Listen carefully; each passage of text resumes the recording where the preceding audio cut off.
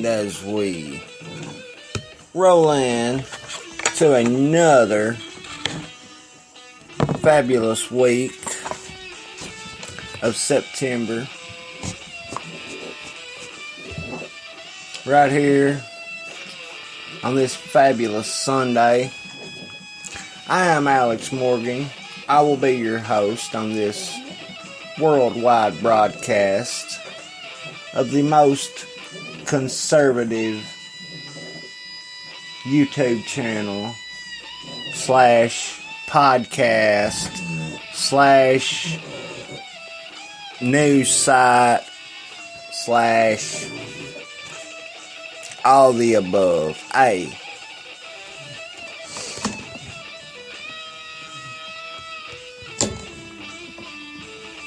it's been a pretty good weekend.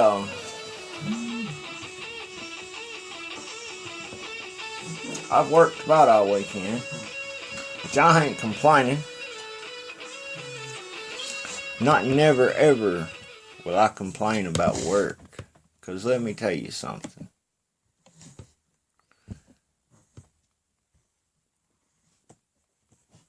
I would rather be working than sitting on my tail any day of the week. That's just the way it is. I mean, yeah, there comes a time you gotta get a little rest, I guess, but, you know, I'd still rather be working, even when I'm tired.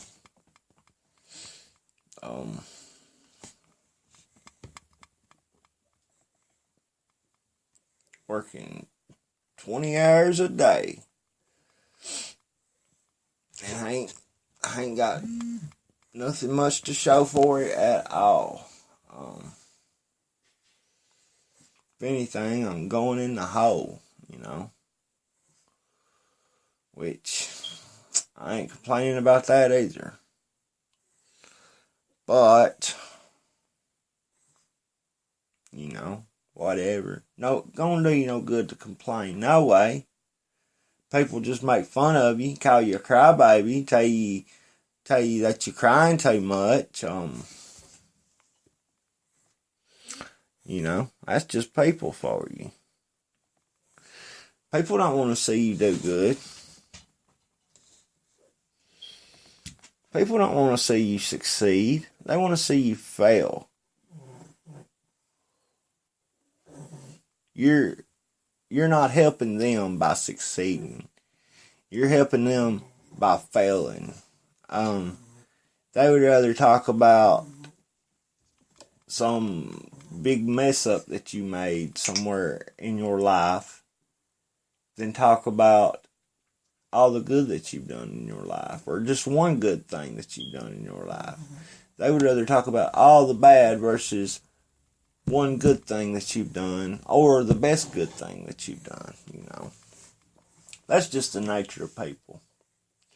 Which people are ASS backwards right here, if you ask me. This day and time, this millennial generation, they've been messed up, okay? Messed up. Ain't been raised right. Got no morals, got no values. I don't know about them. Their biggest value is medical marijuana. Maybe money. That's their values. Phone lines will be open all day today. You see this number right here in the background for TV viewers. 276-524-0047. I am surrounded by hot mics today, as we are broadcasting on Icecast, way out there in the late great state of California, on many platforms such as iTunes, iHeartRadio, Spreaker, YouTube, I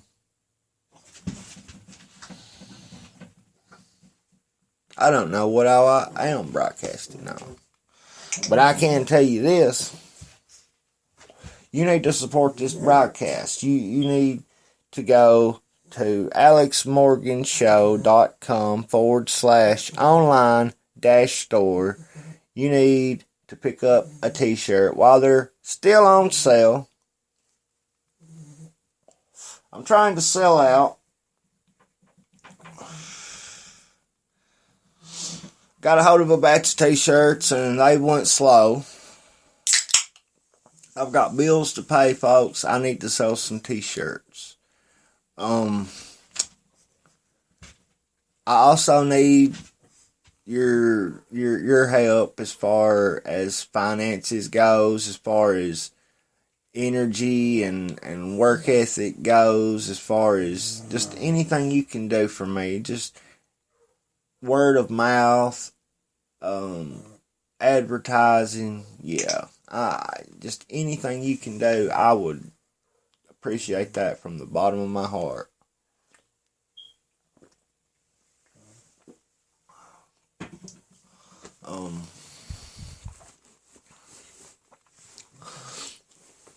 Been a lot of protesting going on in the city of St. Louis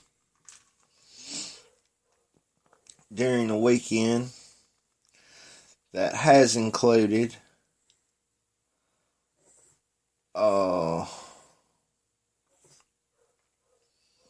it's already included one terror attack, which was in London, of course, yesterday early sometime. I'm not for sure on the time, where they are like 5 to 6 hours ahead of us, I think.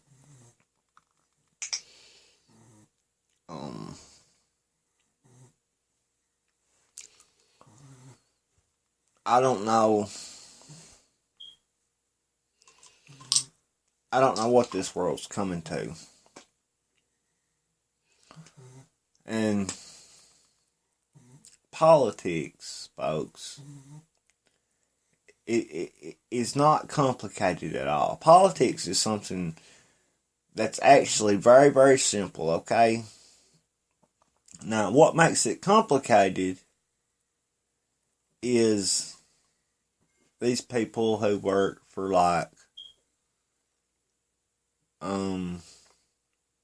these people who are part of the deep state, these people who are part of the biased mainstream media, these deep covered intelligence agents who pose as members of the media, people like Anderson Cooper, people probably like Rachel-Madcow, if you ask me. And by the way, if she is an intelligence agent,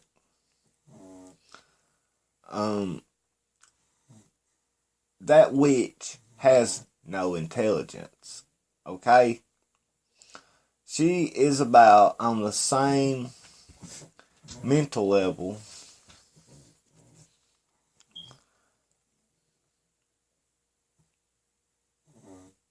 as a goose. She's got about as much sense as God give to an addled goose. Okay, folks?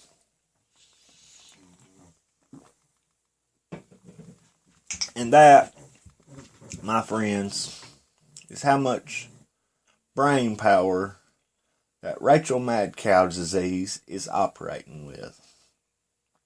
Not very much. Not very much at all. She sits over there, and she probably, a lot of what she says is probably based on fact, no doubt. But she'll put these little bitty small facts out there, which they, like I said, they may be factual, partially, And then, that's on the front end. That's on the head end. Then on the back end, she'll lay a big old lie on it. Something other that she made up here in this rattle trap of hers.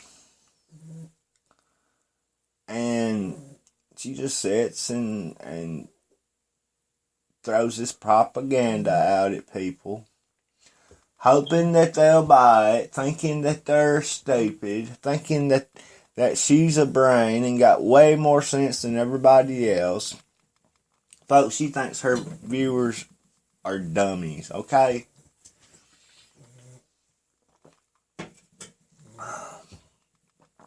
She's about like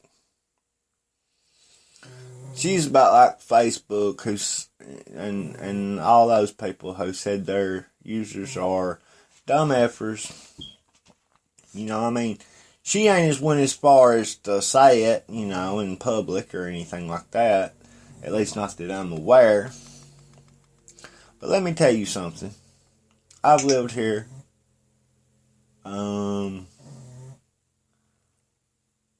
3 decades and 4/10 of another decade.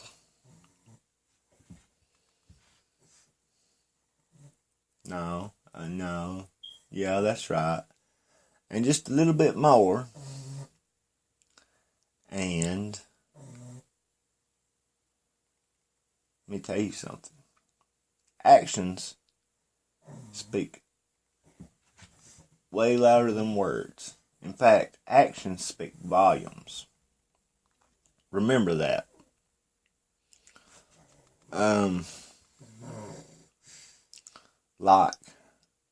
See, people that you talk to, people that you know, not all of them are going to tell you exactly what's on their mind if you were to ask, okay?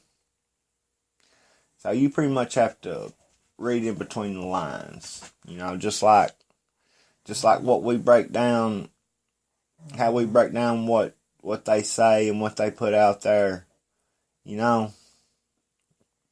Well, you have to take what they say and their actions, and you have to kind of put them together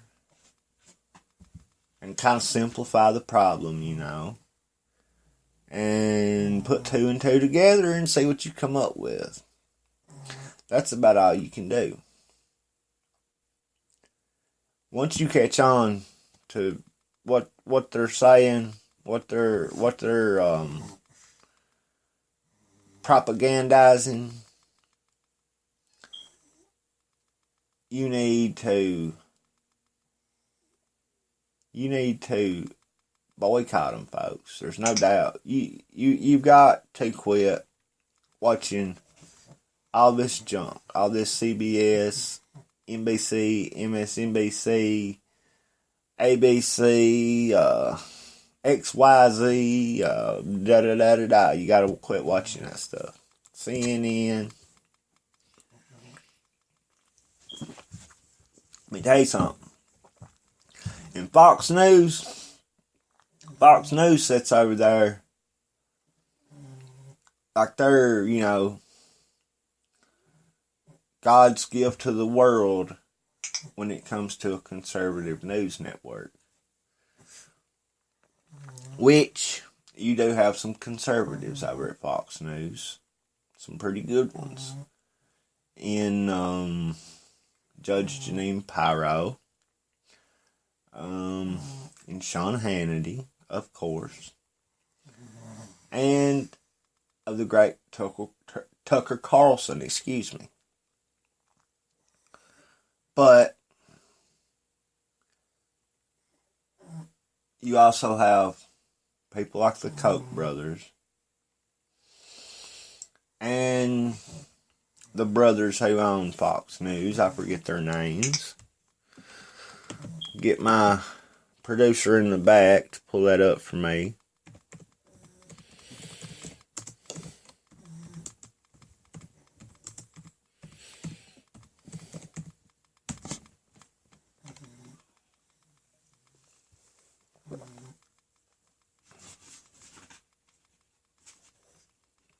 Rupert Murdoch and his elder brother, I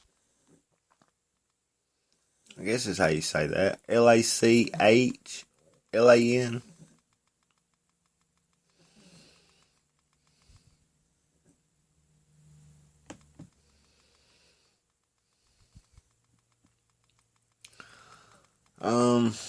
Here's a pretty interesting article from foxnews.com,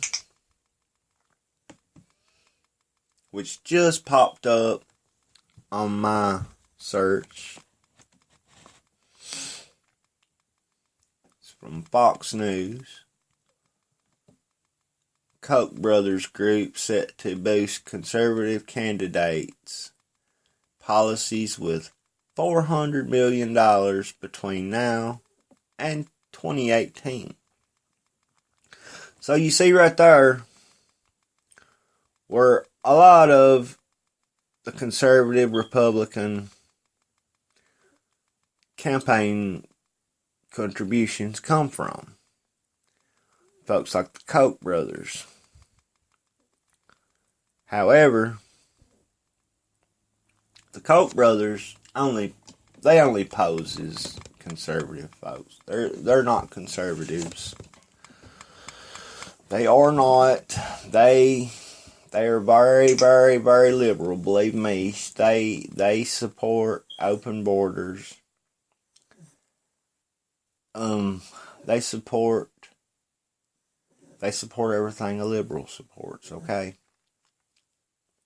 And let me tell you something. The Republican Party, there is no Republican Party. There's no base for the Republican Party. If we don't come together and take over the Republican Party is going to put a knife in America's backs, okay? Now, if you don't believe me, you take a look at all the so-called conservative Republican senators, all the Republican congressmen, okay?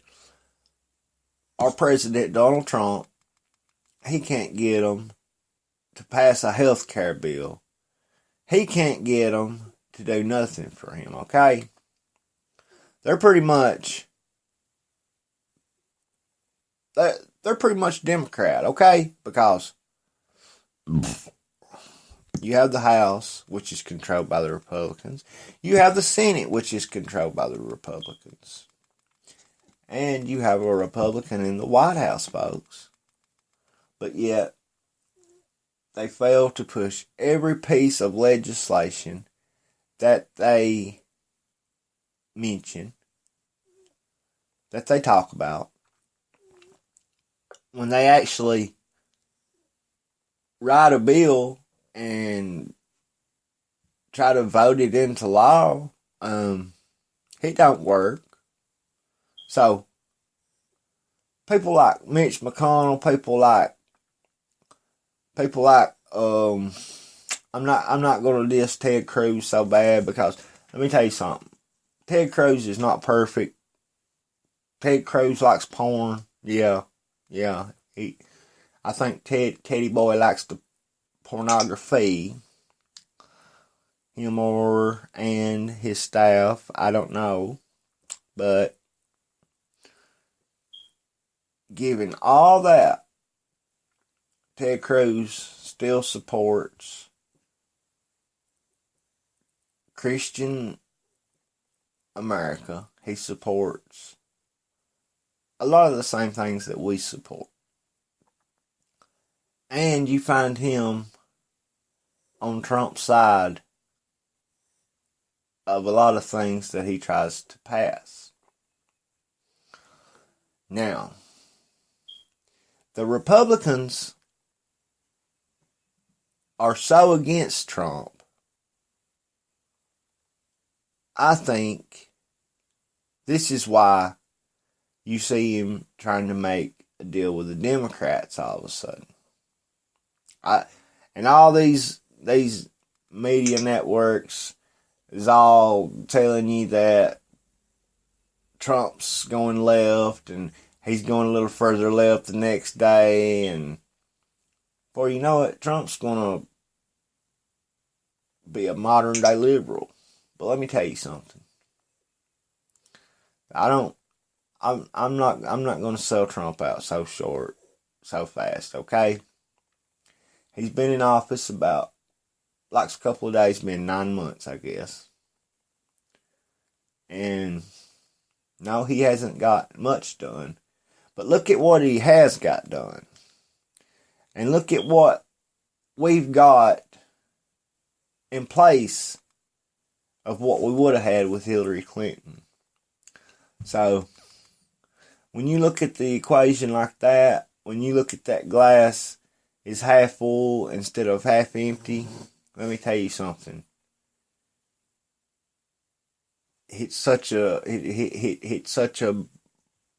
more sunny, bright, beautiful day than what we would have had any day of the year with Hillary Clinton as our president. Okay? I know that. You know that. Everybody knows that. We don't have to sit here and debate over that very much, okay? And there you have Hillary going around the country supporting her little pissy ass book deal. I mean,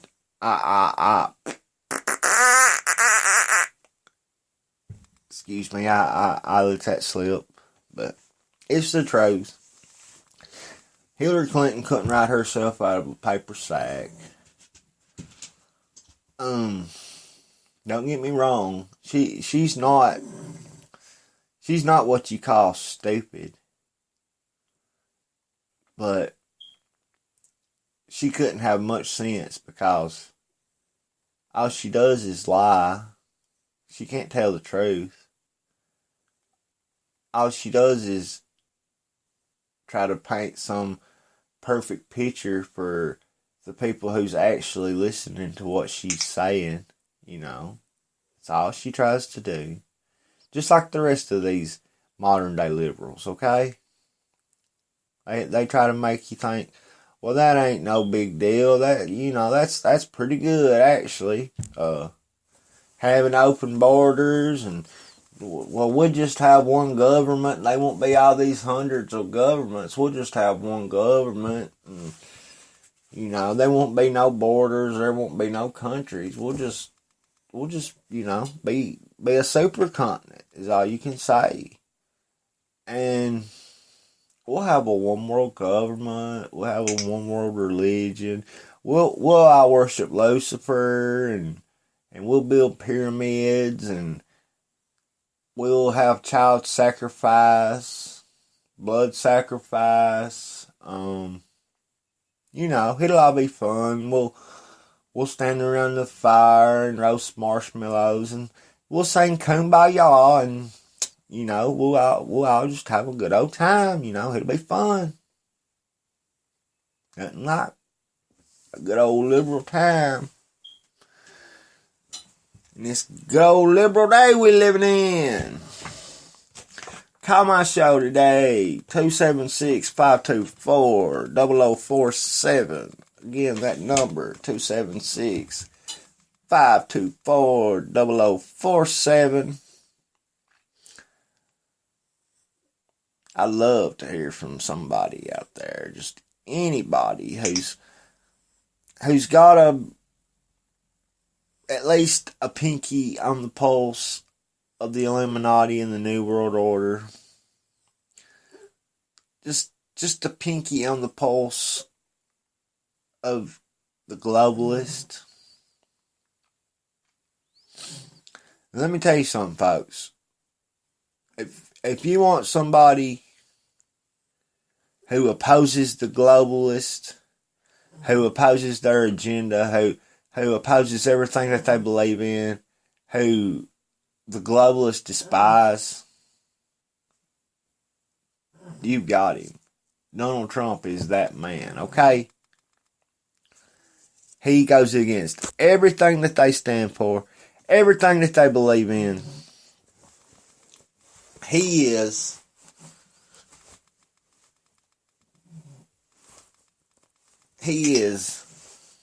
our Batman to their Joker. Okay? He is. That's all you can say about it.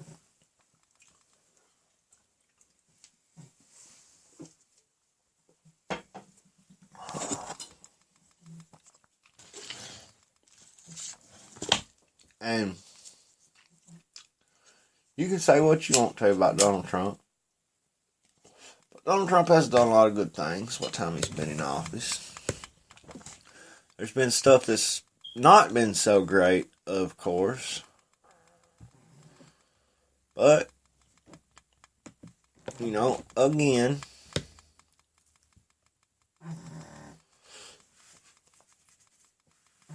look at the hand that he's been dealt, folks.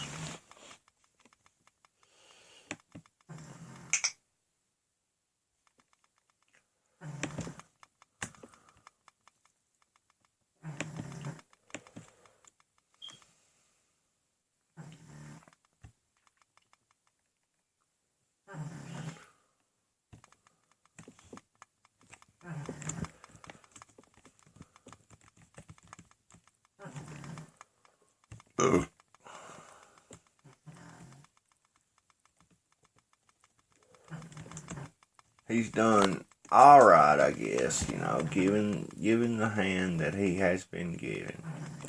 And let me ask y'all this, okay? Let's say that all the Republicans who won in 2016 and since, you know, there's been a few special elections and whatnot after the 2016 presidential election. Let's say that, you know, all those same Republicans won their seats and Senate races and all that, House, whatever, and the only difference is that Hillary Clinton won the presidential election. Okay. Do you think all those Republicans that's in the House, in the Congress, in the Senate, all that, do you think that they're going to obstruct against Hillary Clinton, what Hillary Clinton wants to do with whatever? No, they're going to go right along with Hillary. They're going to kiss her butt, okay? Every step of the way.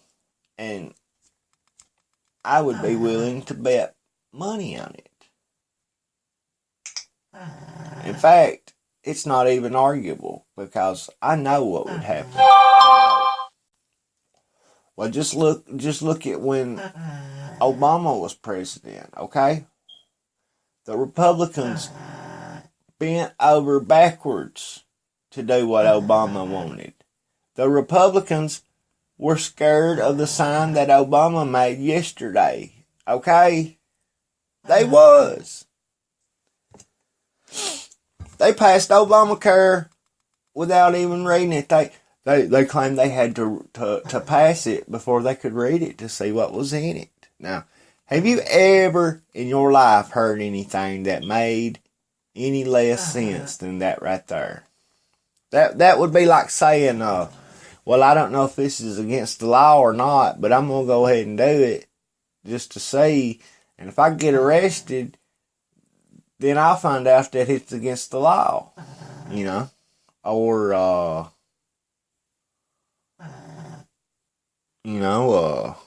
say, what would that be like? I'm trying to come up with a good comparison.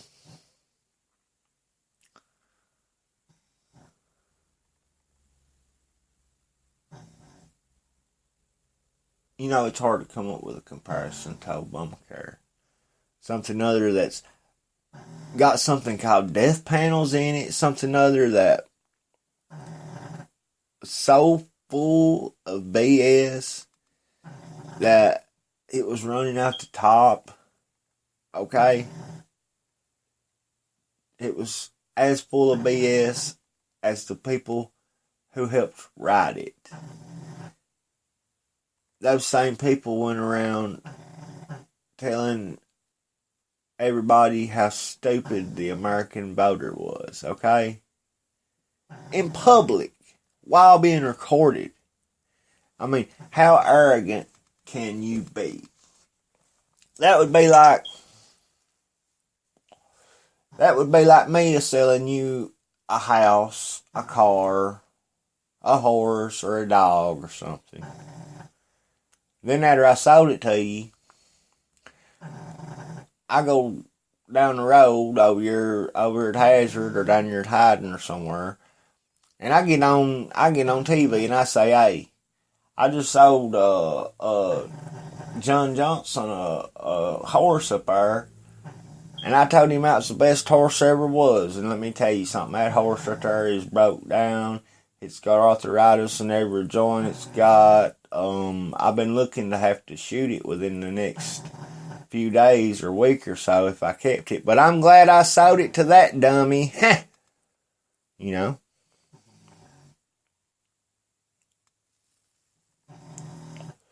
Be about the same thing. Right? I sold you a house, and I sold you a single wide trailer for $10 million, and told you that that's the mansions of the single wide trailers, and you will be king of the trailer park in your single wide mansion. And then I get on TV and tell everybody what a big dummy you are, and what I just sold you, and I make fun of you. There ain't no different, okay? Jonathan Gruber wrote that stuff, helped write that stuff, I mean. They got that passed through the House, through the Senate. No big deal. In fact, they done it, I think, on a Friday night. You know, when there wasn't gonna be anybody in office, you know, for a couple of days. So there you go, with Obama's arrogance and his illegal activities and his illegal legislation. So while Obama was serving, he had enough power to write any kind of executive order that he wanted. After he went out of office and Trump comes in, while Trump ain't got the same executive power that Obama had. So for him to change Obama's treasonous executive orders, why he ain't got half the power as Obama. Trump shouldn't be able to change what Obama done, you know. Is this making any sense at all? Do you see the IQ of these people who suffer from libtardation?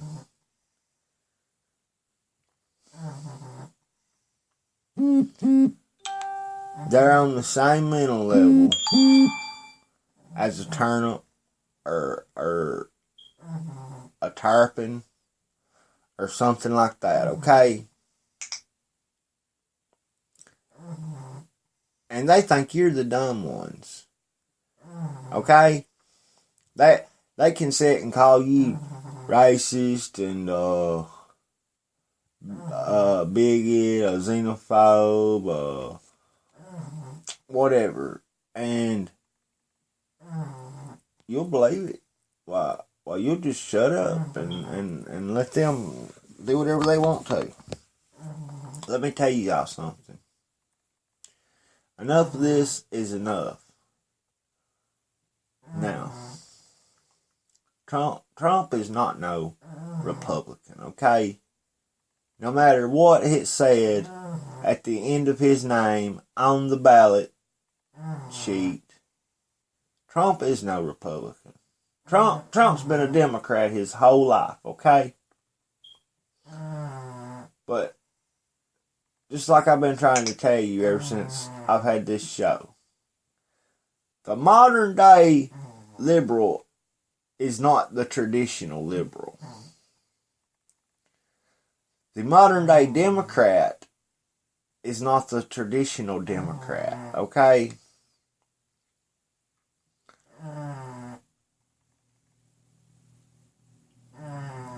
People, the socialists, the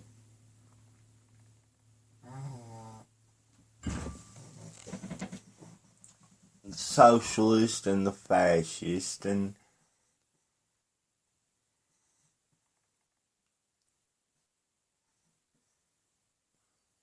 they infiltrated communism.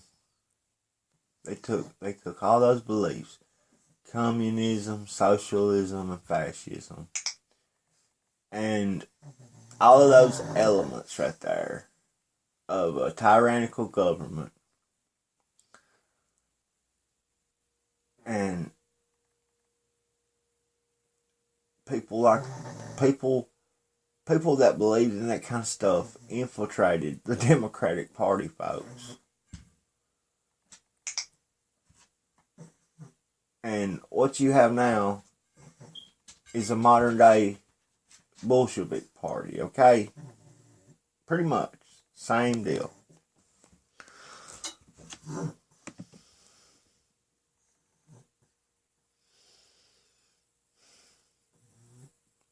Pretty much. Same deal.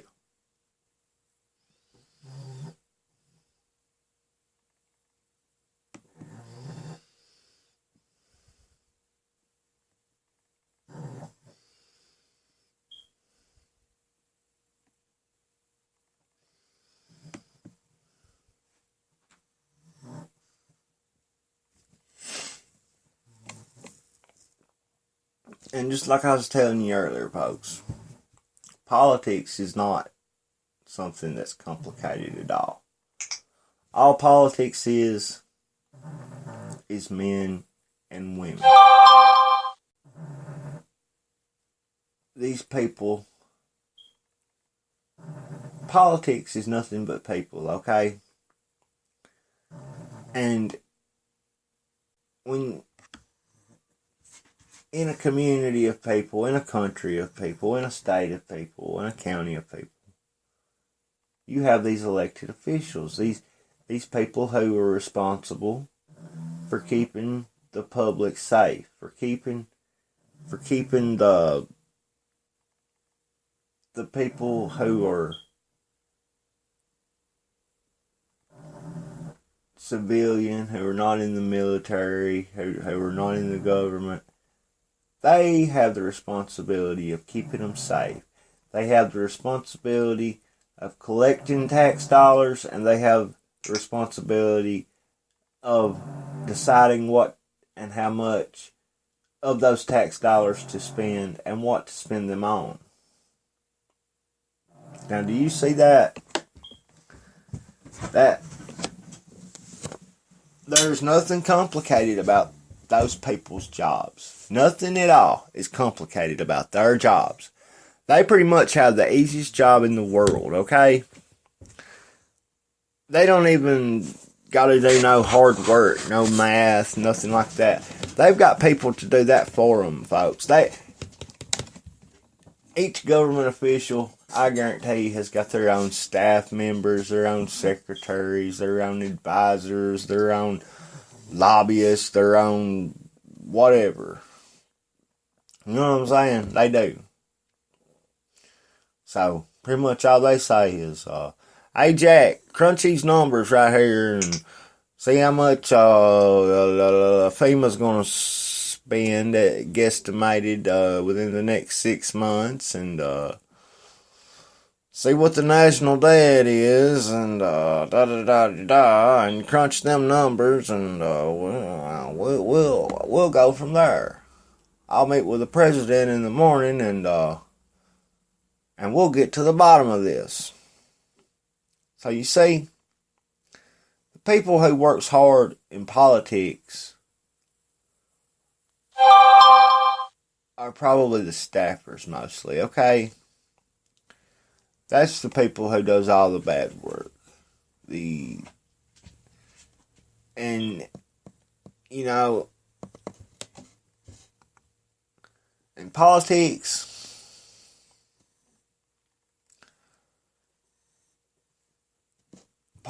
like I said, is nothing but people. And when it comes to people have one fault. They literally have one fault. Men and women are corruptible. Okay? Men and women are corrupted easily. Okay? Look at Adam and Eve in the Garden of Eden.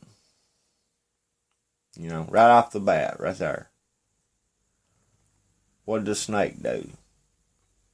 The serpent. What did he do? He told Eve to eat from the tree of life, and ye shall be like gods, or was it ye shall be gods? It's the same lie that the New World Order is pushing these days, okay? They want to merge humanity with technology so that they might live forever, okay? They think that they're never going to die. Literally. And that is Lucifer's gift to them for serving him and bringing on this one world government, this one world religion to worship him, this mark of the beast, all of it. And I mean, listen, I know that prophecy is prophecy. Prophecy is going to be fulfilled no matter what we do, okay? At the best chances, we might have a chance of slowing it down, you know, something like that.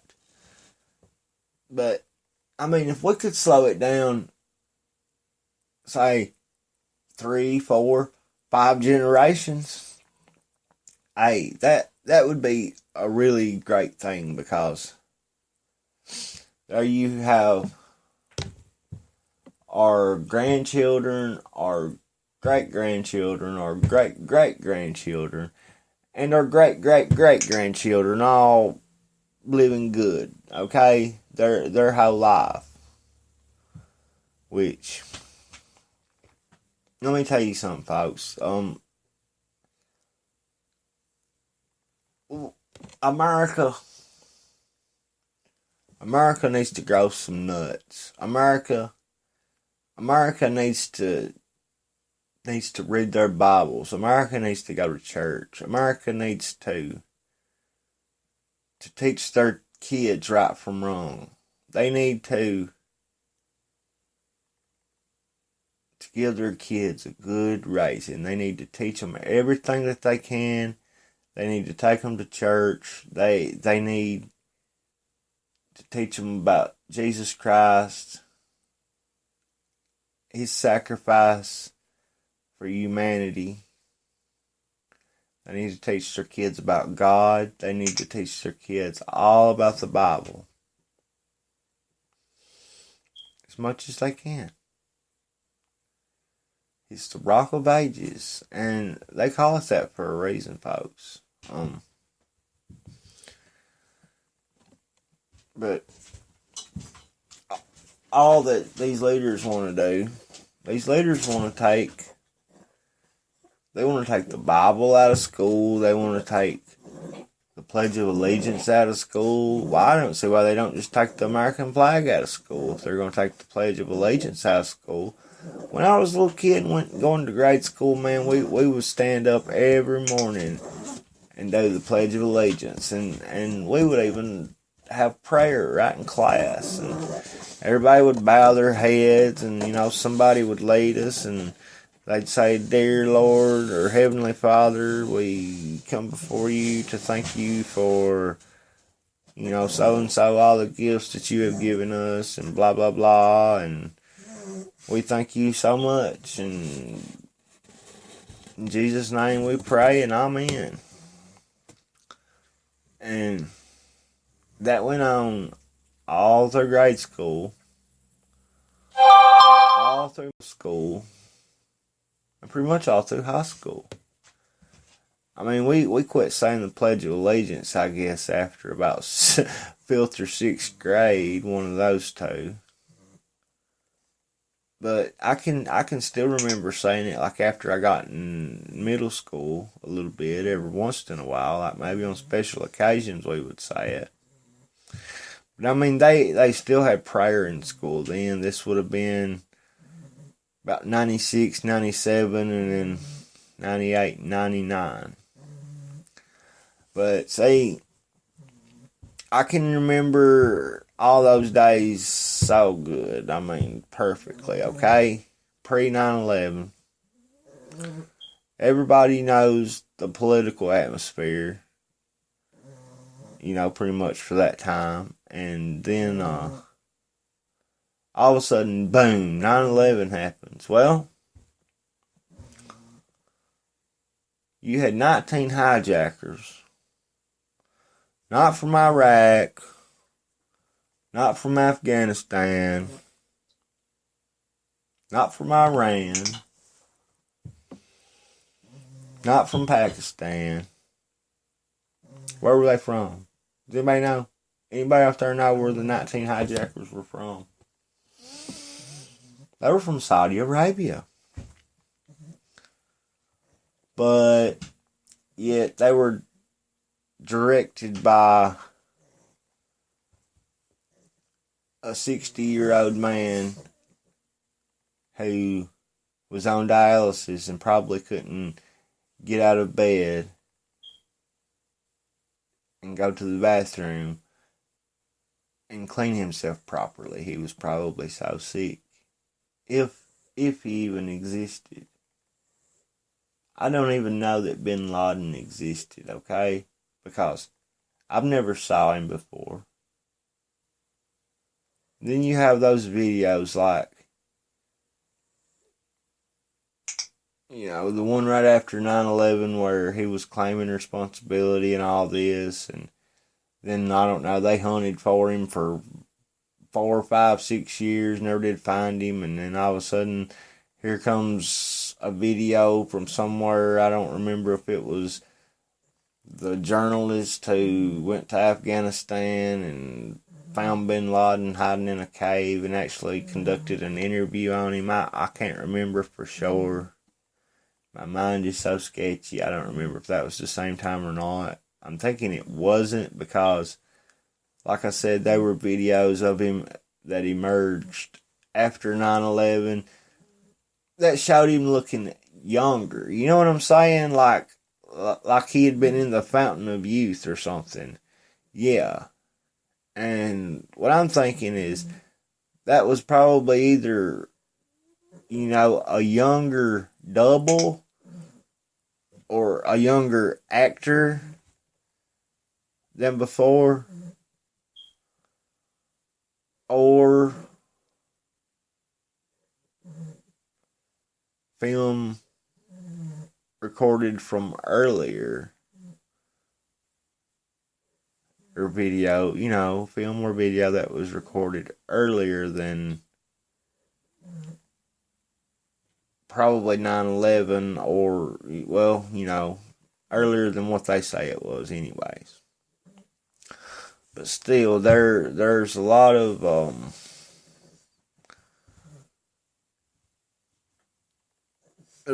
inaccuracies in the whole Bin Laden deal, okay? There's a lot.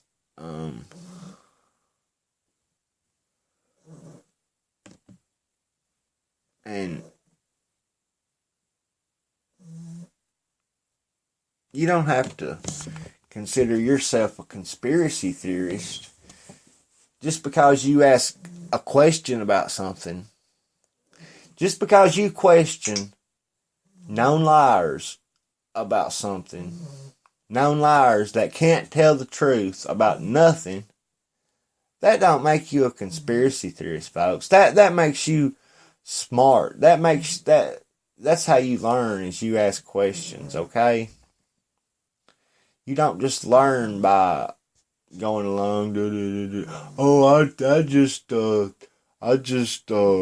got the answer in my head. The light bulb just came on, and yeah. No, see, you have to live and learn every day. Project by project, job by job, activity by activity, okay? Everything don't just come natural, perfectly, just everything just fit right together. I mean, it does, but then again, it don't. There's so much that you have to learn. You can't just know every little detail of everything. Yeah, you have to learn little things. But yeah, a lot of news up on AlexMorganNews.com. Excuse me. Here we have the riots, St. Louis. Yesterday through last night and today, as far as I know. U2, they canceled a concert in St. Louis due to the protest. And then look at all these articles I have up here.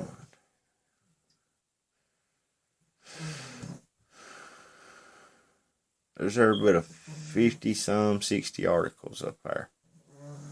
And they're not the same ones from yesterday. I might have left 6 or 7 from yesterday. And that was only because they were so important that I felt that I needed to leave them up for a day or two. In case, I had new visitors to the site that hadn't read them articles before. So I left a few of those outrageous articles up there just for new visitors, or potentially new listeners and that kind of thing. Listen. Right should come natural to you a lot of times, okay? Right should come natural to you over half of the time. Not wrong, okay? These leftists, they can't keep going butt backwards. Well, I mean, they can, but the more and more that they do it, the more and more people's going to catch on, and they're going to wisen up, and they're going to say, hey, this is not what I believe in. And I mean, really.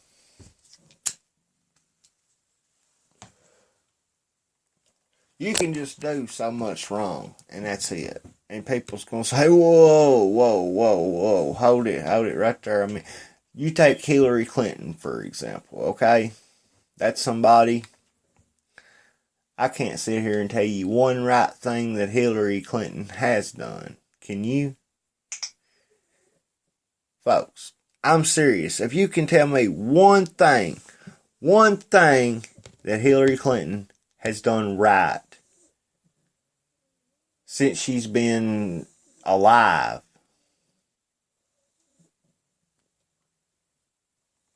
I'll probably kiss your butt. If you could tell me just one thing that witch has done right. But it can't be worship Satan. It can't be, are you a good witch or are you a bad witch? Because point blank, she is a witch, okay? And there ain't no good witches and there ain't no bad witches. A witch is a witch is a witch is a witch. So, yeah, you can't say that to me because, yeah.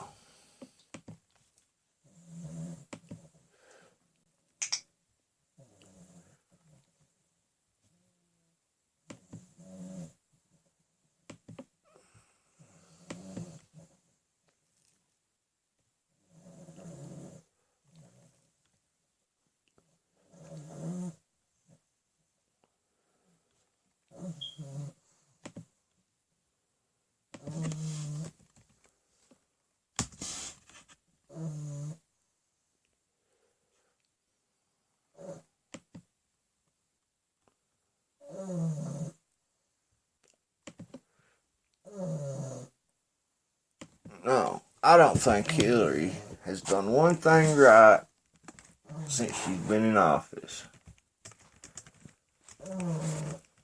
Or since she's been in the world, excuse me.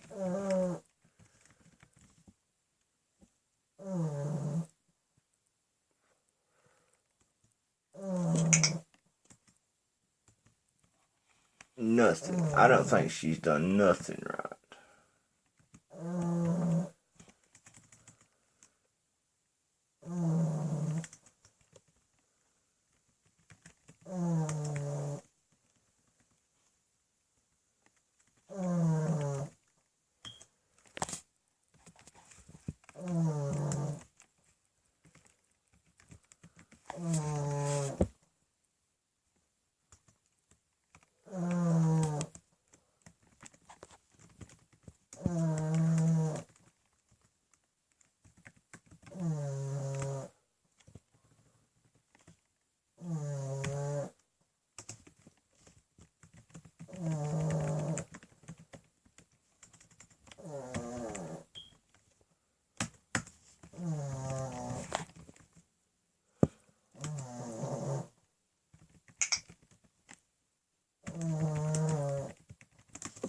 Give me just a second here. I gotta type this out. So.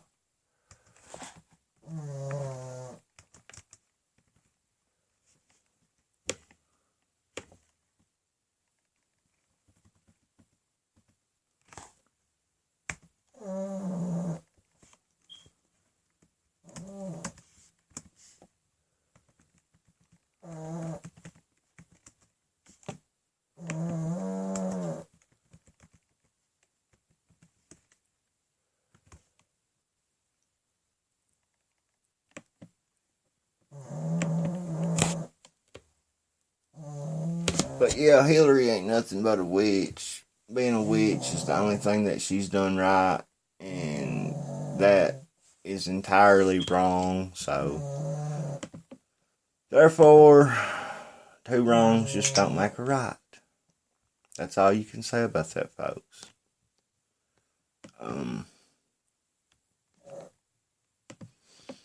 Now, I want to get back to something other that I started to talk about a while ago, but I hushed right quick because I digress a lot, and I have a lot on my mind, trust me. When we elected Donald Trump as our 45th president, we proved to the world, to the mainstream media, to the politicians, to the deep state, to the globalists, the New World Order, to the Illuminati, to the world, that they don't pick our leaders. They don't tell us who to vote for.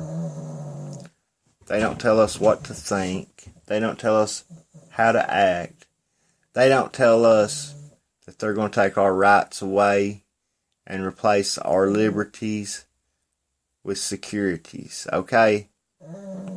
Because let me tell you something. We dictate our own futures, our own destinies. And we proved that by electing Donald Trump, okay? Since Ronald Reagan, the Republicans have won how many elections? How many? Think about that. They have no base whatsoever.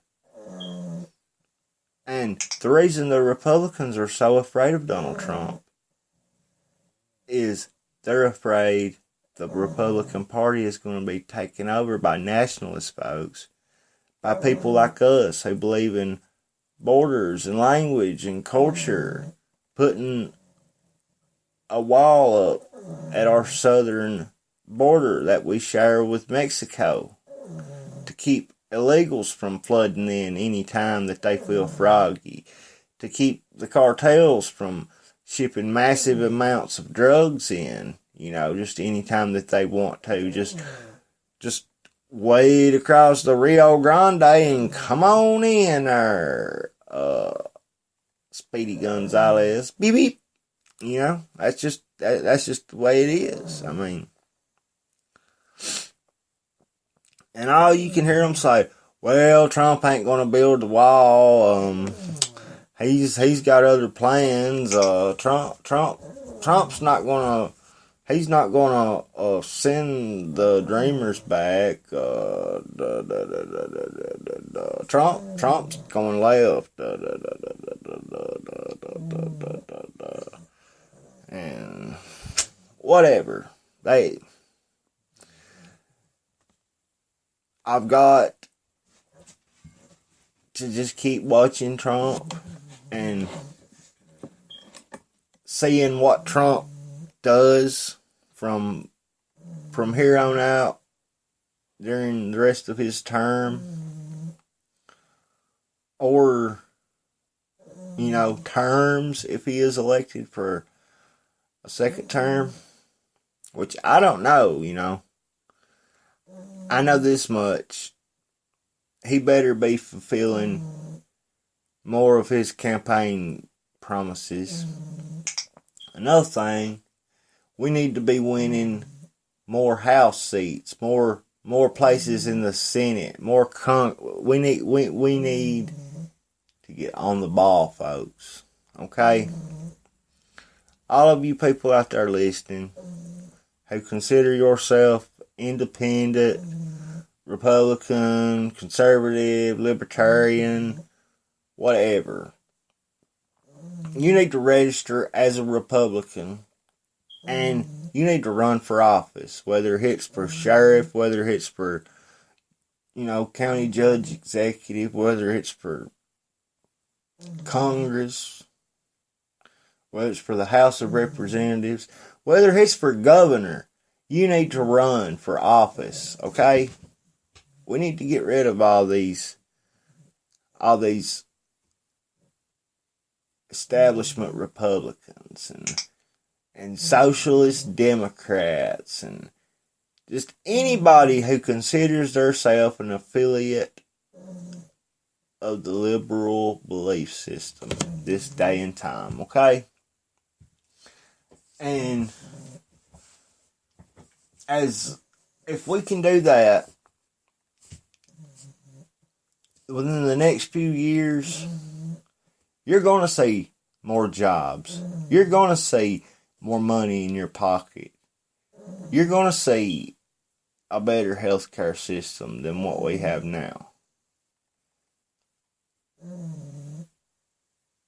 And let me tell you something, it wouldn't take much to have a better healthcare system than we got now, because if you had any bit better than what we've got, you'd be doing good.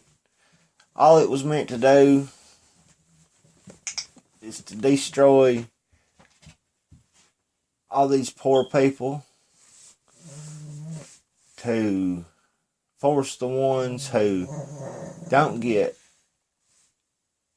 insurance from the government to pay for it out of pocket at 5 to 10 times the rate, which increases every year.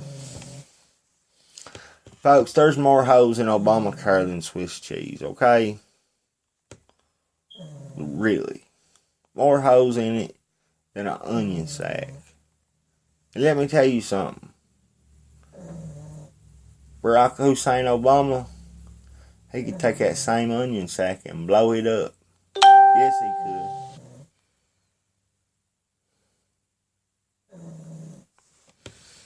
Folks, if anybody's out there listening on Spreaker, on iHeart, you need to follow me on Twitter. You need to follow me on Facebook. Okay, my Twitter handle is @RealBigAlMorgan. My Facebook handle, facebook.com/Big Al Morgan. You need to go to facebook.com/Real Alex Morgan. You need to like that page. You need to go to facebook.com/Freedom Internet Radio Media. And you need to like that page. You need to go over to alexmorganshow.com or alexmorgannews.com. You need to sign up for my newsletter. You need to share the videos. Listen. The next thing I'm going to start doing, I'm going to start writing these congressmen. I'm going to start writing some of these senators whose names aren't Bitch McConnell. Who I'm not writing Maxine Waters. I'm not writing Nancy Pelosi. I'm not writing Bernie Sanders. But I am writing the ones who consider themselves Republicans, independents. Because they are going to try to impeach Trump, folks. I got news for you. They are. That's all that they have done since before he become president, is try to turn him into a criminal. Okay? If nothing else, they could use his family as hostages, folks. Okay? Tell him if he don't go along with their plan, they're gonna kill his family. You know, they could do that very, very easily. Don't think that they couldn't.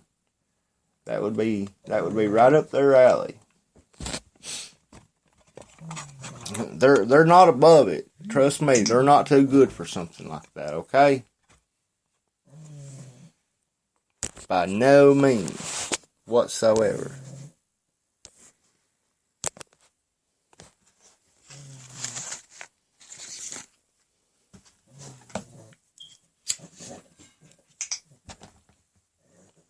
If you ask me,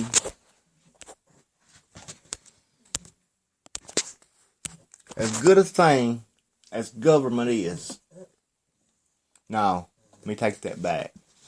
As good a thing as government could be, government is what's destroyed this country, okay?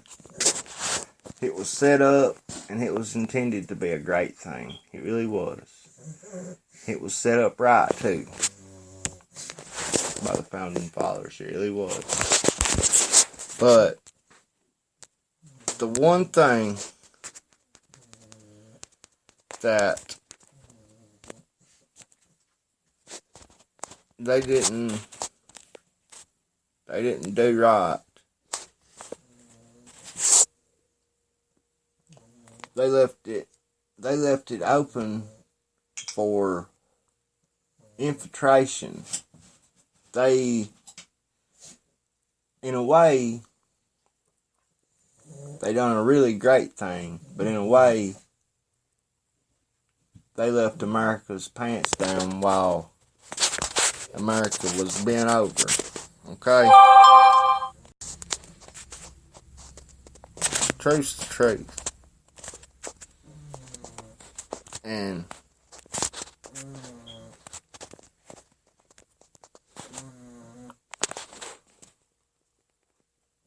it's like I said, you get more good, honest, patriotic, conservative, Christian Americans in office. Right just comes natural. Okay? To people that's every bit, any good. Right just comes natural, okay? Good people can't do much wrong. What their conscience don't say, hey, you done something bad right there, buddy. Ain't you ashamed of yourself?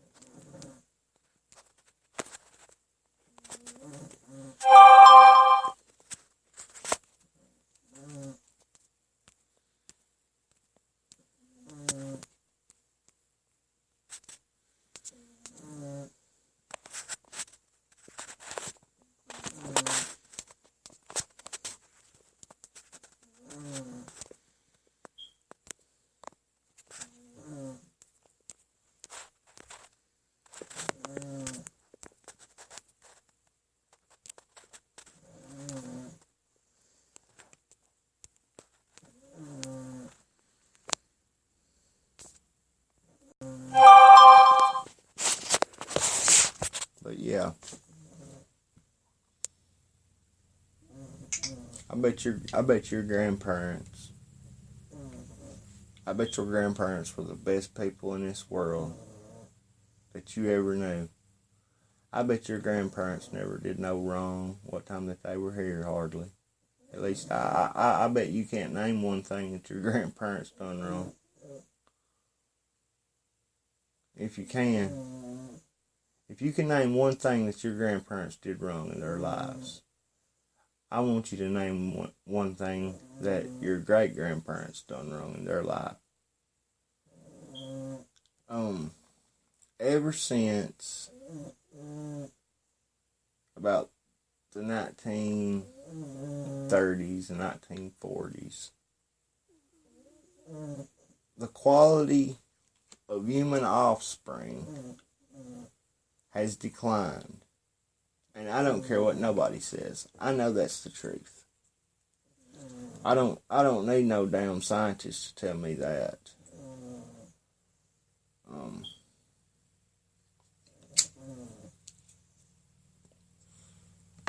I'm a damn scientist myself, okay? When it comes to studying that kind of stuff, because it really don't take no scientist to see it.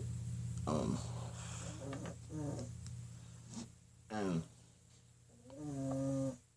you really don't have to do much judging of character at all, because all you have to do is ask yourself that one single question: do I know one bad thing that my grandparents done in their life? Do I know one bad thing that they done wrong? And if I do, if I can name one bad thing, then I need to name one bad thing that my great-grandparents did.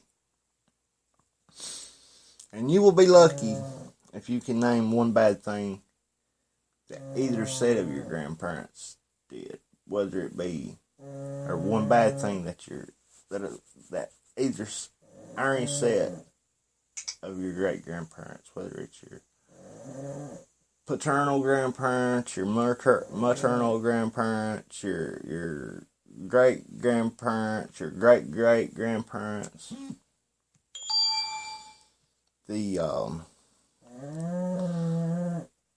I apologize for that snoring. That's my little doggy. He's right here underneath my chair, and I can't get him to hush for nothing.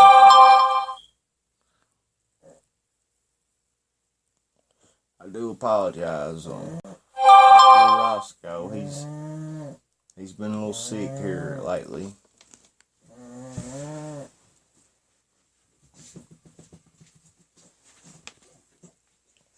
Wake him up a little bit. But, that's my little pig dog. Or pug dog. I nicknamed him my little pig dog. Because he walks around grunting 24/7. He ain't walking around grunting. He's laying around somewhere sleeping, snoring. He snores just like somebody, or worse. Well, I don't know. He don't. I've definitely heard some people that can blow him out of the water, poor little feller. I know some people that Roscoe don't have a thing on. But I do understand this is a show, and as far as like background noise of someone snoring, that isn't the best thing to have when it comes to sound quality.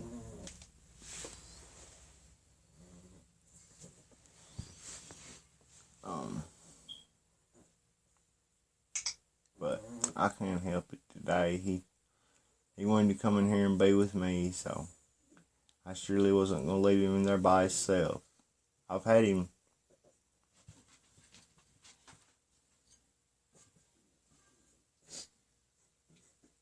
for about the last 12 years. Roscoe's getting old. He's about, I'd say he's 12 or 13.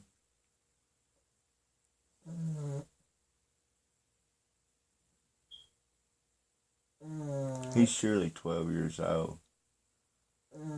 And he's getting to where he's kind of old and can't see, and he walks into the wall sometimes, and I don't know if I guess he's got cataracts, because like you can see like a little film sometimes when you look at his eyes or you shine a light in his eyes, you can kind of see the film growing over his eye. So I guess that's just cataracts.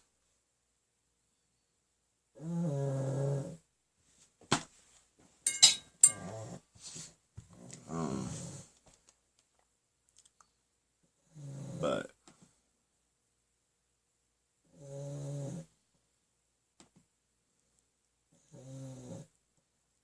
we'll get into some news articles right here in a minute. I want y'all to listen at a little bit of Rachel-Madcow's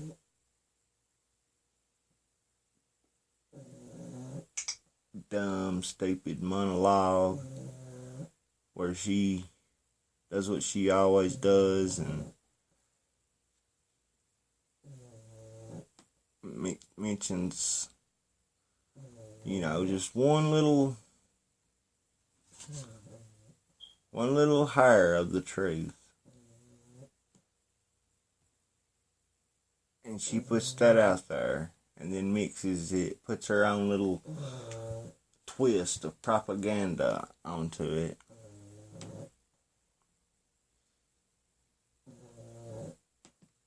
To make it, the way she wants it to be, or the way that will best fit her agenda and what she wants and all that. And I know she does it because I'm a good judge of character, folks. I'm a very, very good judge of character. Believe that.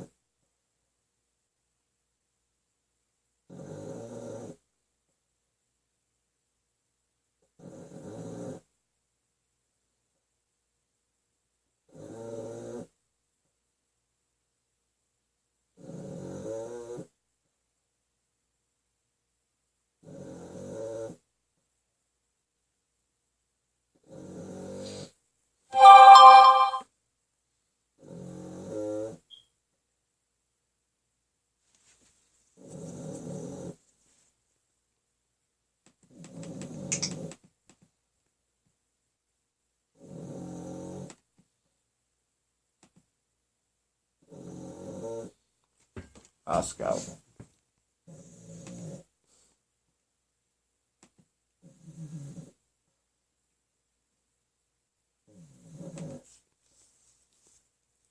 This is Freedom Internet Radio. Remember, we're not funded by George Soros, the CIA, the CFR, the Rockefellers, the Ford Foundation, the Koch brothers, or any foreign or living entity abroad.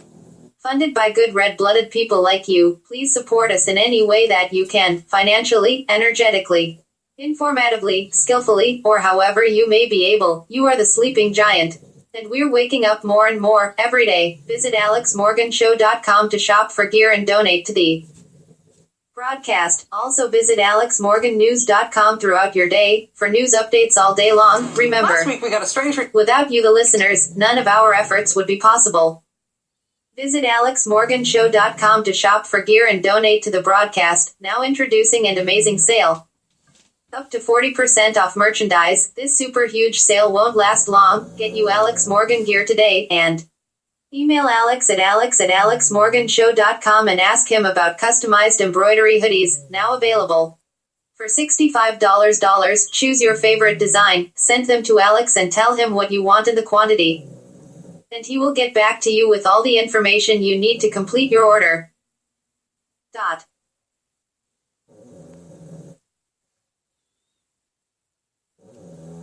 Thank you, Dot, for that lovely commercial break. That the House Committee was subpoenaing the FBI and the Justice Department on matters related to the Trump-Russia dossier and the Robert Mueller investigation. Now, I say that was strange because we're used to seeing the FBI and the Justice Department issuing subpoenas. We're not used to seeing them getting subpoenaed themselves. Well, it turns out there's a reason why that whole thing seemed a little bit weird. It turns out it wasn't the whole House Intelligence Committee that was sending out those subpoenas. It was just this one guy, Devin Nunes, the rogue chairman of that committee, who has supposedly recused himself from Russia matters, but he nevertheless continues to toss out subpoenas unilaterally like they're free T-shirts at a ball game. If you want to understand how Team Trump is actively trying to turn the Trump-Russia investigation into some kind of Democratic scandal, into definitely somebody else's problem, then Devin Nunes is the guy you have to watch. when President Trump claimed falsely that he had been wiretapped by President Obama at Trump Tower, Devin Nunes was the guy who had that whole bizarre episode where he ran off to the White House in the middle of the night to try to prove it. That got him kicked off the Russia investigation and investigated by the Ethics Committee. Devin Nunes then tried to turn the Russia investigation into an Obama administration scandal about unmasking. That also blew up in his face. Not only did those intelligence intercepts and interviews with Obama officials show that they didn't do anything wrong, those intercepts actually raised new questions about whether Trump associates broke the law and took secret meetings with foreign leaders without disclosing them. Oops. Devin Nunes' latest attempt to help Team Trump on the Russia thing is apparently to try to discredit the Trump-Russia dossier that has gotten so much attention over these last 9 months. Whenever you think about some of the salacious stuff in that dossier, a bunch of key claims in that dossier have turned out to be true. The dossier claimed that that the Trump campaign had accepted damaging information from the Kremlin on Hillary Clinton. Now, thanks to the reporting about that Trump Tower meeting, we know that they did. The dossier laid out various conversations between Trump campaign officials and Russians during the campaign. Trump campaign denied that ever happened, but U.S. intercepts have since corroborated that many of those conversations took place between the same individuals on the same days as what was described in the dossier. The dossier says then candidate Donald Trump was actively exploring a real estate deal in Moscow during the campaign. We also know that to be true. Trump Tower Moscow. I mean, this was supposed to be the big week where Devin Nunes was going to expose the FBI and upend the whole Mueller investigation because of any reliance he could prove on the Trump-Russia dossier. This also appears to be strike 3 for Mr. Nunes. When the Attorney General and the FBI Director failed to respond to these subpoenas that he sent them, demanding they turn over FBI information about the dossier, Devin Nunes got really mad. And he publicly threatened that he would hold them in contempt. He sent this threatening letter with a deadline, September 14th, yesterday. In this letter, he said, if these documents on the dossier were not produced by September 14th, quote, the Attorney General and the Director of the FBI shall appear before the committee at 9 a.m. sharp on that day at an open hearing to explain under oath their unwillingness to comply. That was yesterday. I don't know if we missed something. There was a big showdown at the OK Corral and everybody was like getting a breakfast sandwich at the time. But today is September 15th. Nothing happened yesterday. We have tried contacting Devin Nunes' office all week long to see if they got these documents they're demanding. All week long, silence. But yesterday, 9 a.m. came and went. I kind of am looking forward to seeing what Devin Nunes does next. Yeah. I'll be right back. So you will.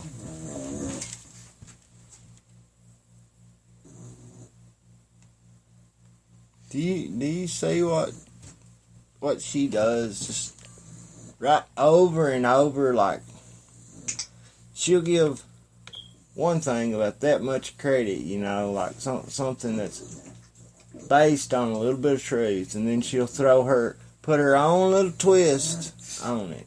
She'll give you about that much truth, then she'll give you about that much, well, let's see here. And thanks to you at home for joining us this hour. Happy Friday. The first one, which is often called a firing, but it wasn't. It was a resignation. That much. The first one came just 24 days into the new administration.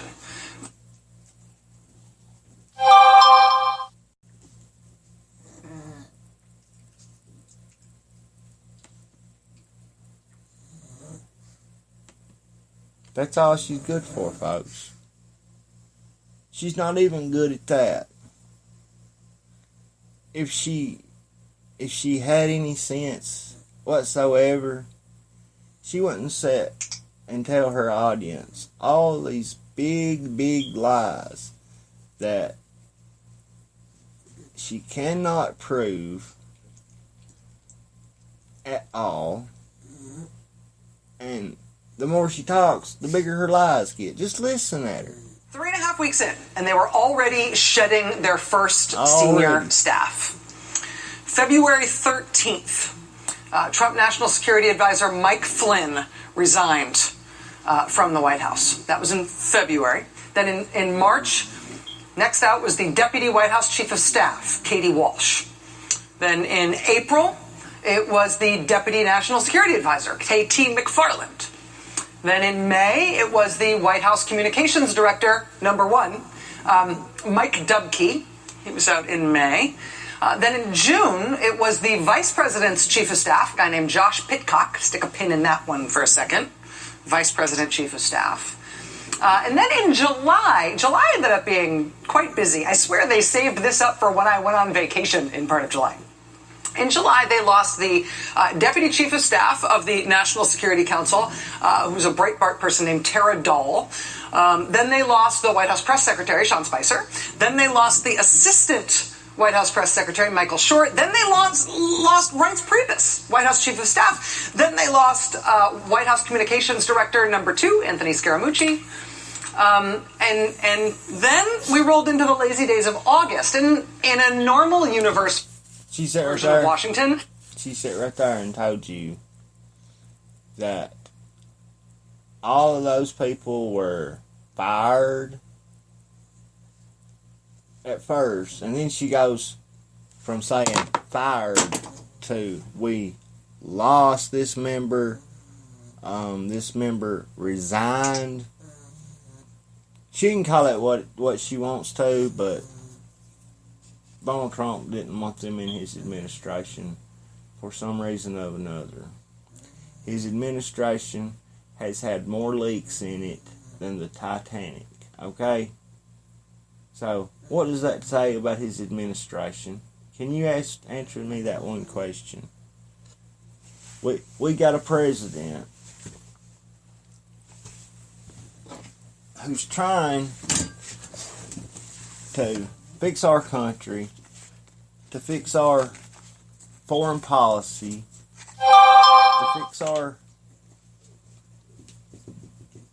foreign trade policy, to fix our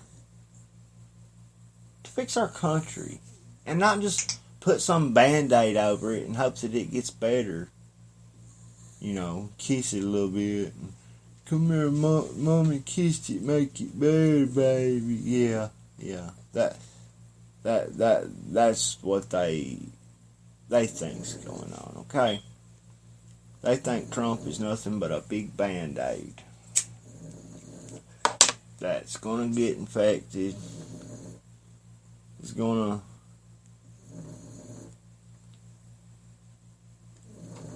cause staph. It's gonna get so infected. It's gonna be staph. It's gonna go to America's blood and poison America. Okay, that's what they think about Trump, and they think they will remove Trump just like removing a band-aid from a sore. Believe that. And I don't mean pulling it off really slow neither, so that it don't hurt so bad. They're gonna rip it off all at once, okay? Now, and you can say, well, we'd have Mike Pence then, you know, that wouldn't be so bad. Let me tell you something. Mike Pence has been in politics for a long time. Mike Pence, as good as I like Mike Pence is establishing Republican, okay? Mike Pence was put there by the Republicans for this very special role that he is playing. He is serving as their stool pigeon, as their spokesman, as their front man for when they remove Trump, either by impeachment or by force, by assassination. That's what they're going to do, folks. Okay? They're already saying that he's crazy now, and they pretty much hushed with the whole Russia thing and blah blah blah. They pretty much said it wasn't true, even though as we speak right now, Bob Mueller he's coming up with a grand jury from Washington, D.C., a grand jury that would indict a ham sandwich to bring Trump to court to try him for false charges. Things that Donald Trump never even did. All made up false charges. That's what Mueller does, folks. That's what he's done throughout his work history, okay? He served as a prosecutor for the Democrats. That's all. He is nothing more than a Clinton crony. You heard that right here. At first, I didn't know much about him. I was like, well, I can't find nothing bad about. How did he was FBI director during the attack on 9/11? That when I saw that on Wikipedia, that made the hair stand up on the back of my neck, folks, okay? Because that told me right there that not only did he cover up for 9/11, not only did he not investigate a lot of things about 9/11 that should have been investigated, but he covered up for Hillary Clinton through Benghazi.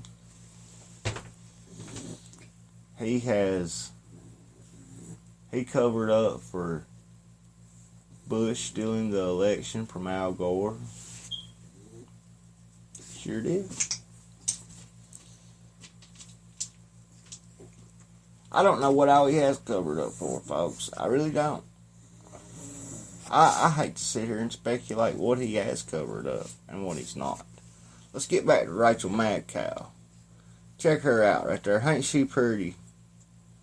She's about the prettiest 11-year-old looking male figure that I've ever seen, okay? She's got that hairdo going on like Fonzie. She's got eyebrows like Justin Bieber. She's got a mouth like Elvis Presley. And she's got the body of an adolescent male. I'm telling you, son, she is going to make some woman a good husband one of these days. But I digress. Nothing happens in August, but in this one, August meant it was time to fire or accept the resignation of the Senior Director for Intelligence at the National Security Council, Ezra Cohen-Watnick. And then, I should say about him, he's a guy who nobody was quite sure why he was there in the first place, but he was gone as of August. We didn't even know then all on the same day. We didn't even know what he was doing there. So, do you see how smart this woman is? Do you see? It was White House Chief Strategist Steve Bannon, and a special assistant to the president named Julia Hahn, and a director of public liaison, the director of the public liaison. Folks, the reason Bannon left, the generals got rid of Bannon. The generals got rid of Steve Bannon. Okay? That's all you can say about it. And they're using these leaks as leverage. They're playing Trump just like a fiddle, okay? They're playing him just like a fiddle. The question is, does Trump see that his generals are his problem? One one of many problems. Liaison office at the White House, he was also out. And then the special advisor on regulatory reform, Carl Icahn, he was out too that same day. He appears to have had some law enforcement interest follow him home from that job. Yeah. Then a week later, still in August, it was that strange guy who doesn't really have a job title, Sebastian Gorka. Sebastian Gorka. All gone. I mean, and this is just like the people who have knowable titles, right? All gone. And this administration isn't that old. This doesn't show like a revolving door. This is like somebody turning the carousel motor up to 100 miles an hour and people just fling off the thing with centripetal force into the night. Right? And that, of course, that's not even counting the no-notice firings of dozens of federal prosecutors and the firing of the acting attorney general, Sally Yates, and the firing of the FBI director, James Comey. I mean, this is all just White House. Last night, the New York Times broke the news that on the day Robert Mueller was appointed special... Sitting there acting like Trump firing an FBI director is something out of the ordinary. Let me tell you something. Every administration, every new administration that comes in has the option to keep the FBI director or fire the FBI director. Okay? That's up to the President of the United States, folks. Okay? The only mistake that Trump made in firing Comey is the timing of it. He should have been fired, I won't say the first day in office, because that would have been a little bit, much in the middle of that whole transition of power and all that. But I will say that he should have fired him within the first week. He should have told him that his services were no longer be required. He should have thanked him for serving as FBI director for as long as he did. And he should have sent him home. Comey ain't nothing but a little liar, okay? Comey ain't nothing but a tool of the man, is all Comey is. And a Clinton crony. Not to mention a Clinton crony. That's all he is. Which, he ain't much more than Mueller when you think about it. I mean, But let's get back to Mad Cow. Special counsel to investigate the Russia matter. President Trump reportedly lost his mind at the Attorney General, Jeff Sessions, because Sessions had recused himself from anything related to Russia. Quote, when the phone call informing him about the Mueller appointment ended, White House counsel Don McGahn relayed the news to the president and his aides. Almost immediately, Mr. Trump lobbed a volley of insults at Jeff Sessions, telling the attorney general it was his fault they were in the current situation. Trump told Sessions that choosing him to be the attorney general was one of the worst decisions he has made. He called him an idiot, and he said he should resign. The Times then reports that Jeff Sessions did resign. He wrote a resignation letter to the president and gave it to the president, but the president would not accept it. Quote, Trump ended up rejecting Sessions' resignation letter after senior members of his administration argued that dismissing the AG would only create more problems for a president who'd already fired an FBI director and a national security advisor. So his senior advisors told him that accepting Mr. Sessions' resignation would only sow more chaos inside the administration. Really? The idea that this administration didn't want to let anybody go.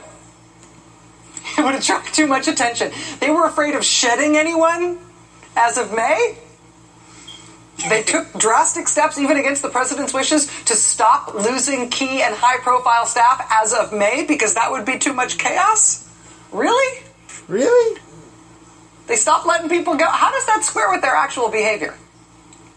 It doesn't make sense that senior White House advisors wouldn't let the president fire anyone too high profile as of May, because in reality, as of May, they were just getting started with the flinging people off the carousel into the good night. And that went all through the summer, and now it has continued into the fall.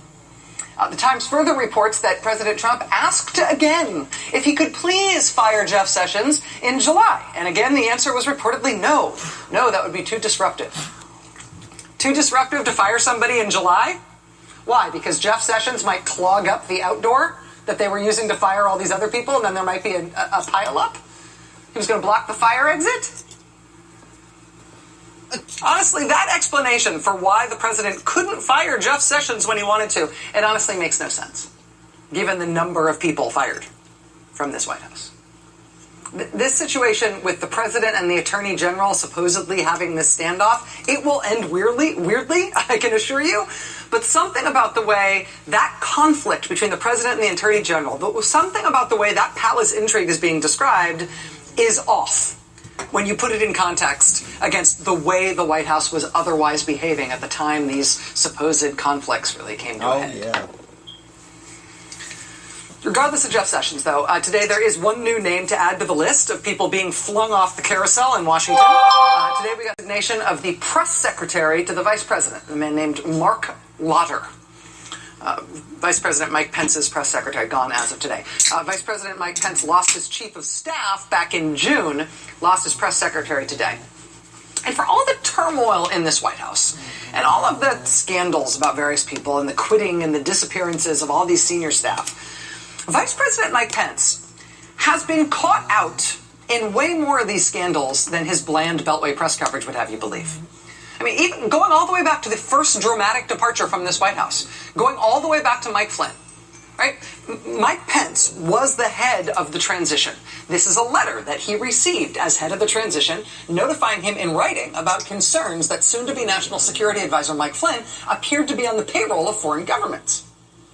In addition to this notification in writing from Congress, Mike Flynn's lawyers also said that they too notified the transition in person, telling them that Flynn was on the payroll of foreign governments.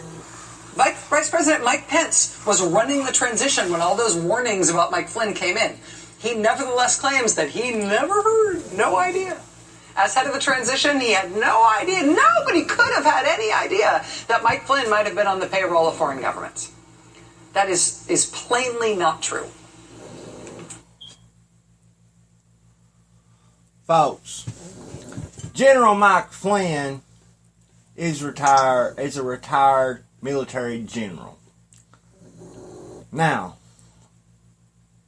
I don't know if you know this or not, but I'm sure that Mrs. Mad-Cow-Disease knows this very, very well.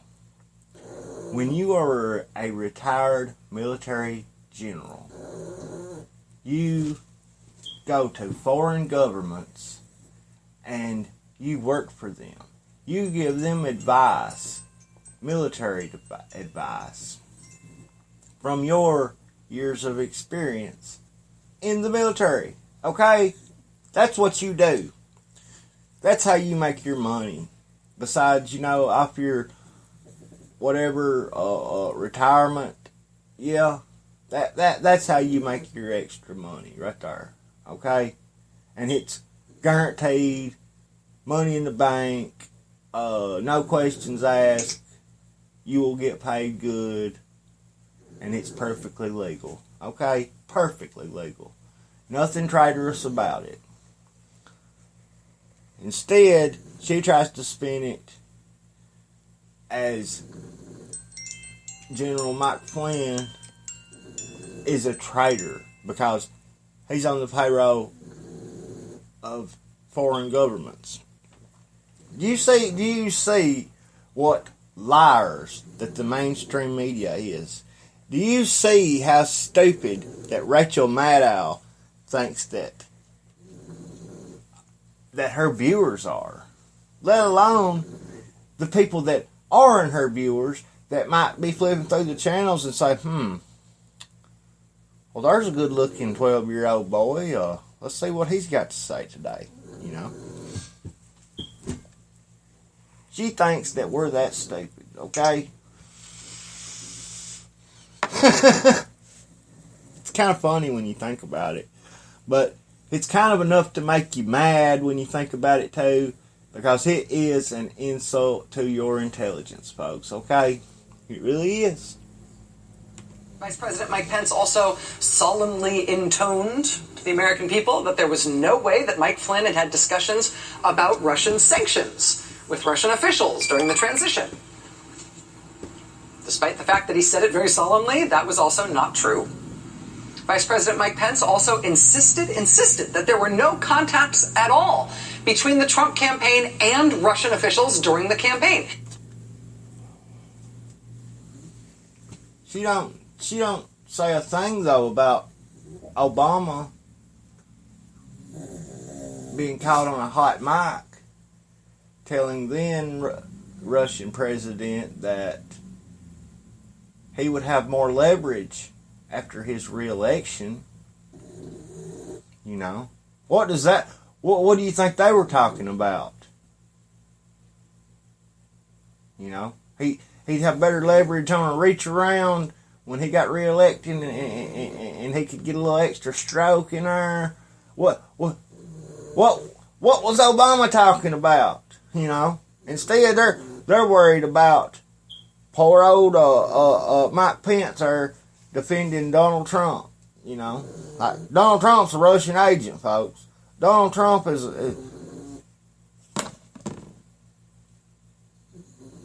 surely to goodness your all's IQ is higher than what this woman right here gives you credit for. Because if it ain't, you might as well go out in the yard somewhere. Don't do it in your house.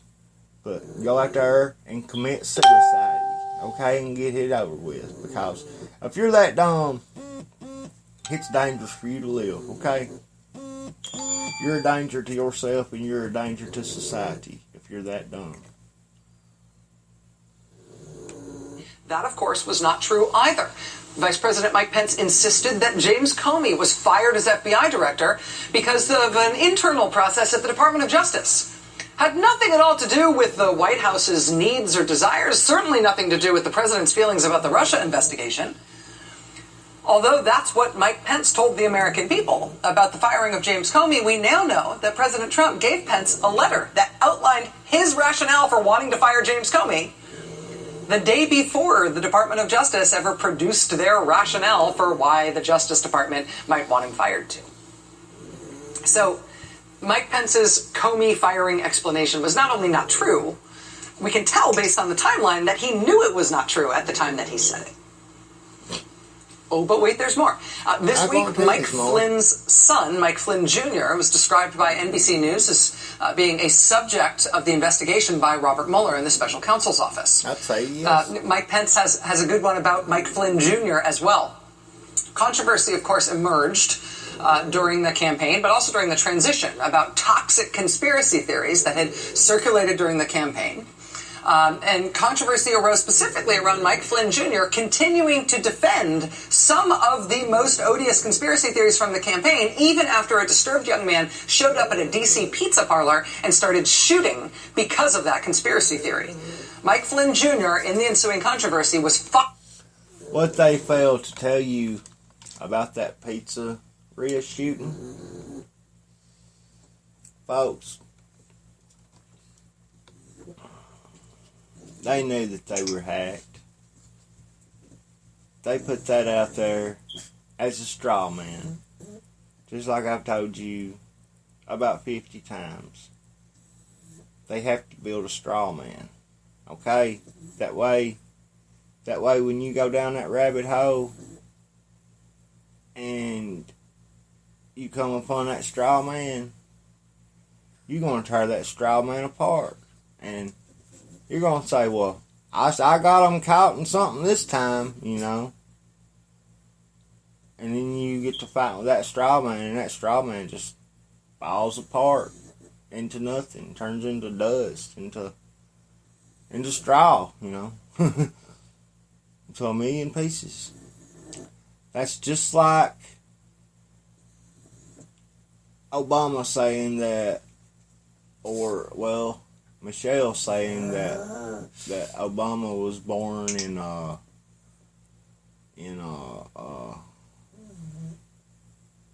that other country that he lived in.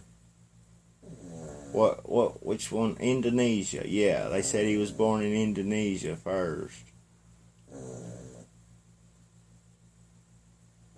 And then they produced the birth certificate, which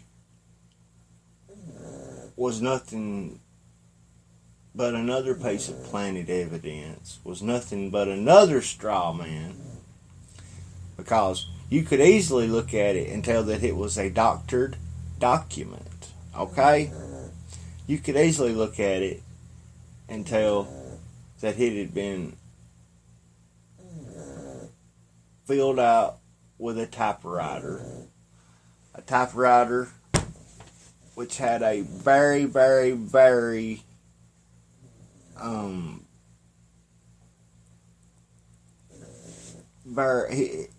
very special characteristic to one of the keys. I'm thinking it was the number 4 on the birth certificate. I can't remember. I haven't looked at the birth certificate in over a year because I'm kind of trying to put that stuff behind me. I know that the birth certificate is a fraud. I know that everything out of Obama's mouth is a lie. I know that everything out of Michelle Obama's mouth is a lie. I know that she has a penis or a penile implant, one of the two. Or she wears a strap-on, out in public a lot. I don't know, I don't know.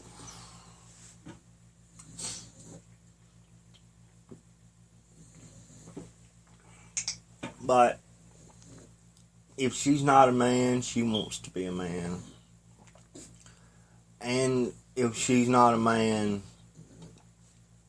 then Obama isn't straight. Okay? It's just that simple.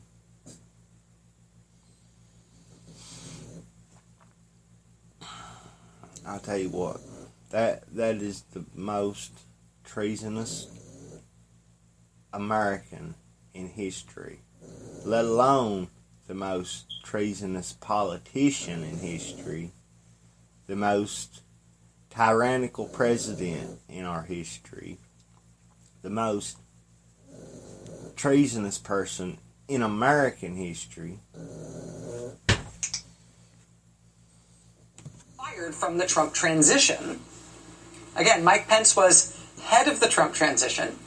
His explanation for what happened there was that Mike Flynn Jr. wasn't really being fired from the transition because he was never actually part of it. That was not true. Mike Flynn Jr. was part of the transition. We have evidence for this, but in the form of, among other things, the fact that Mike Flynn Jr. had been happily emailing his conspiracy theories to reporters from his official Trump transition email address for quite some time before Mike Pence tried to get away with lying about that too.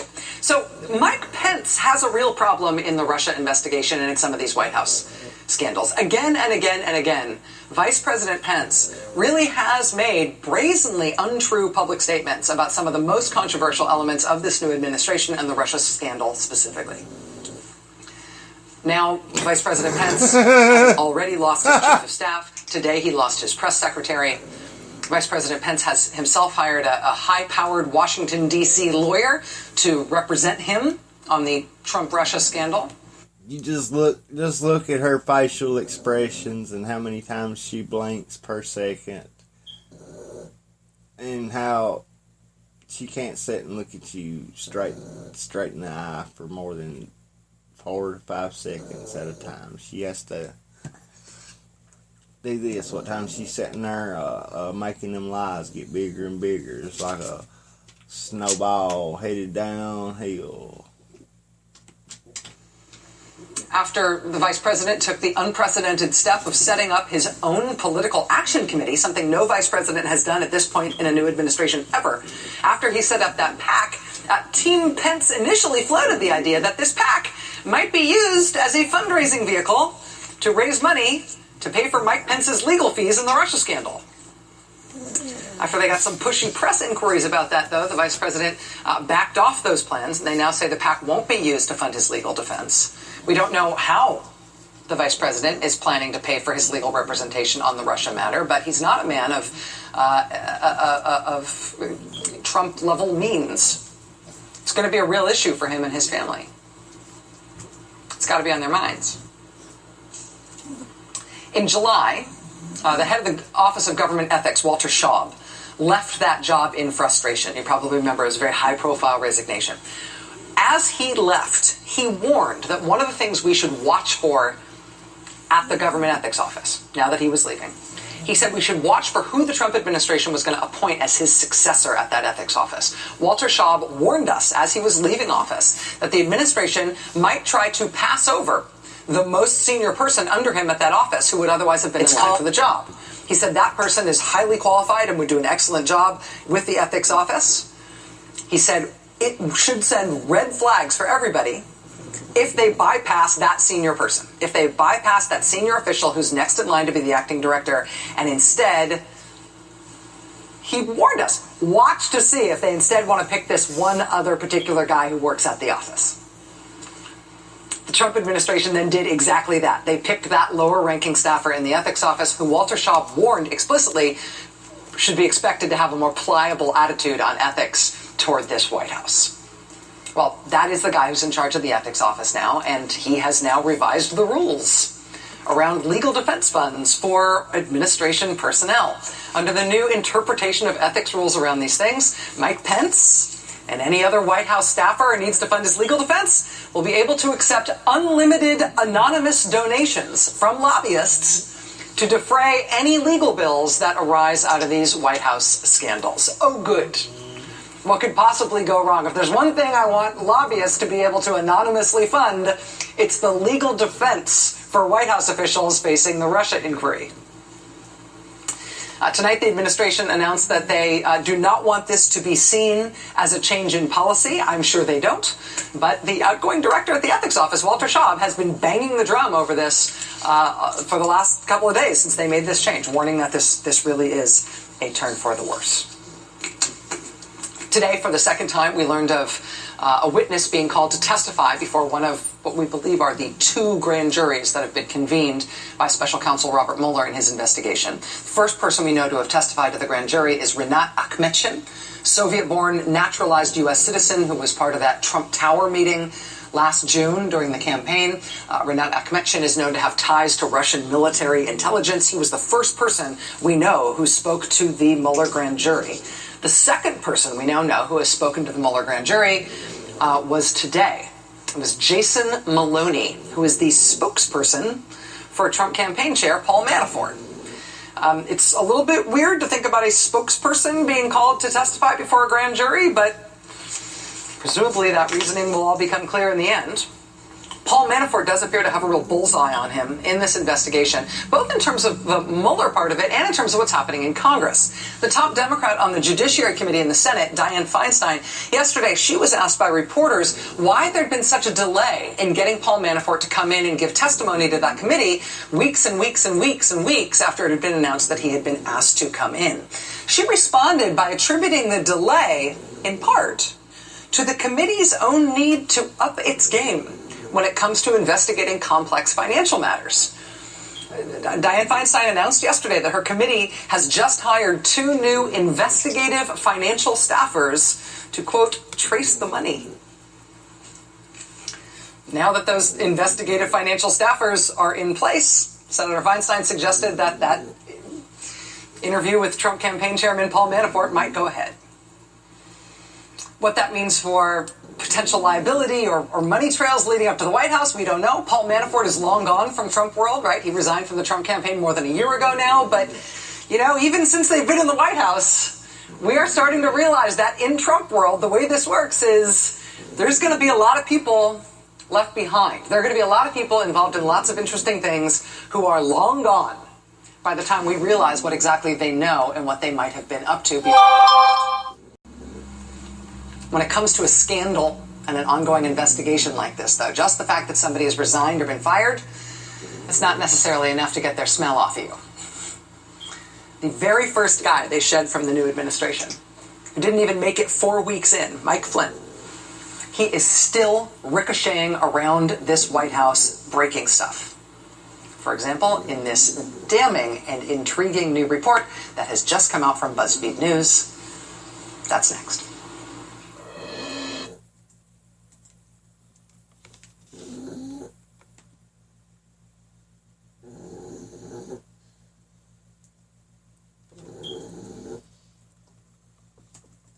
that's next.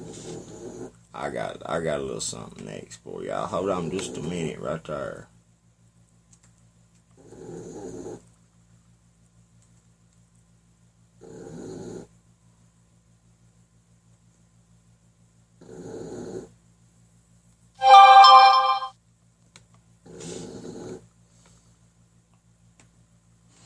Reporters Jason Leopold, Chris McDaniel, and Anthony Cormier have just published this new report at BuzzFeed News. And what they're reporting in the first instance...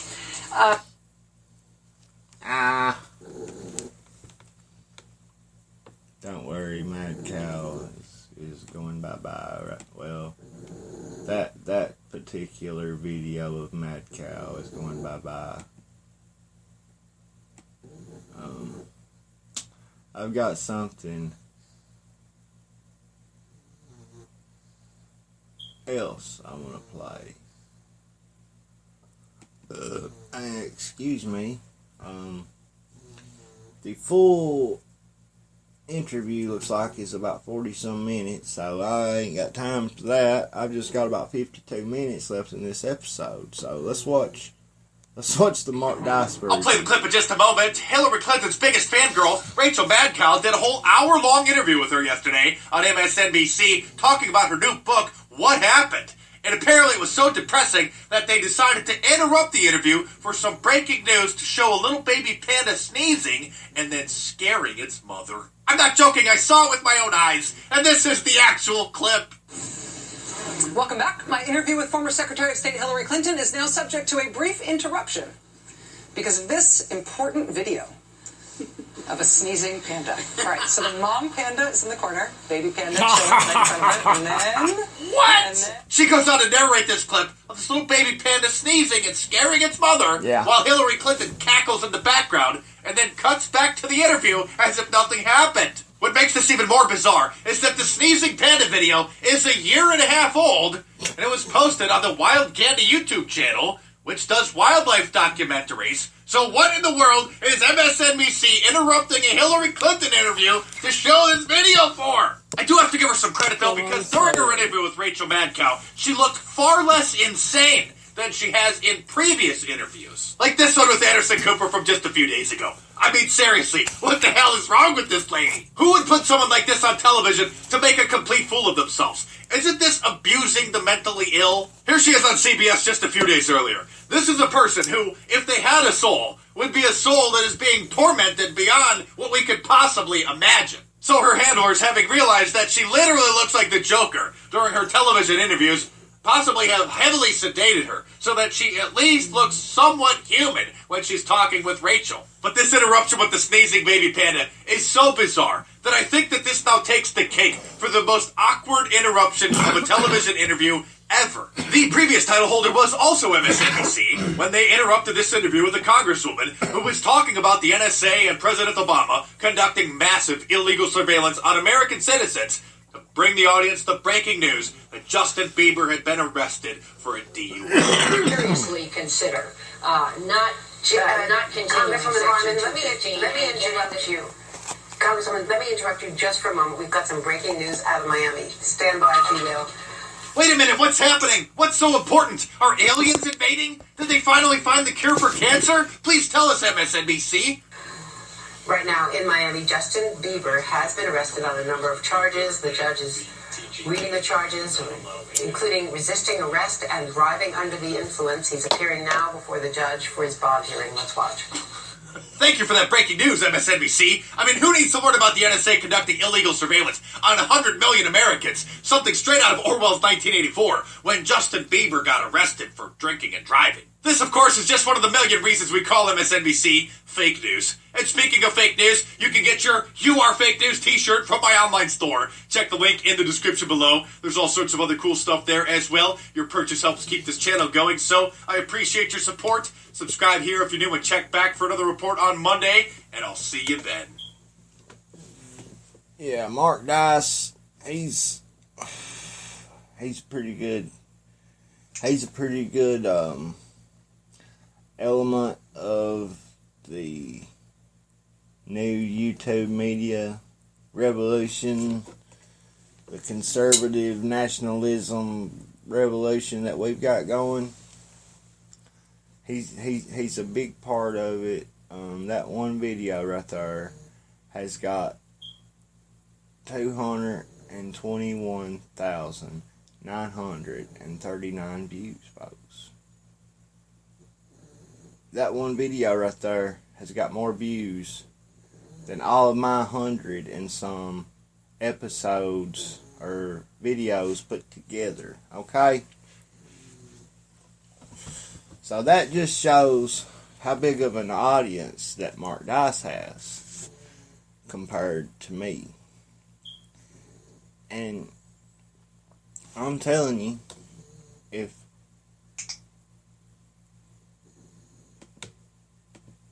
if you all would help me right there, I could be just as big. And I don't want to be just as big, just for me and my own personal wants and needs and all this. I want to help you all.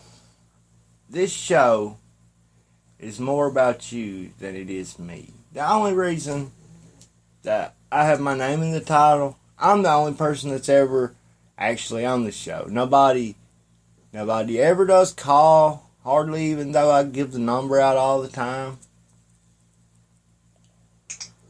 I hardly have no listeners. I'm paying money for these couple of platforms and these couple of websites every month. And I'm barely breaking even most of the time. So I just hope that y'all out there appreciate what I do. Appreciate the time that I take to do these videos, to inform you about this stuff, to make these websites, to update them multiple times a day when it's required, to just do all this. And it's all me, folks. It's all me. I have no help whatsoever on what I do. And I'm not bitching and I'm not complaining again. I'm just saying. You seen me sit right there and about doze off right then. Okay? I didn't lay down till it was almost 3 o'clock last night. And then I've been up since about 8 or 8:30, looking up news articles and seeing what's going on here and what's going on there. Did that story ever have any more developments? How many lies did Rachel-Madcow tell during that one 10-minute video? I lost count, but, I at least want to point out that she's lying. But, yeah, folks, it's just unreal. It really and truthfully and honestly is.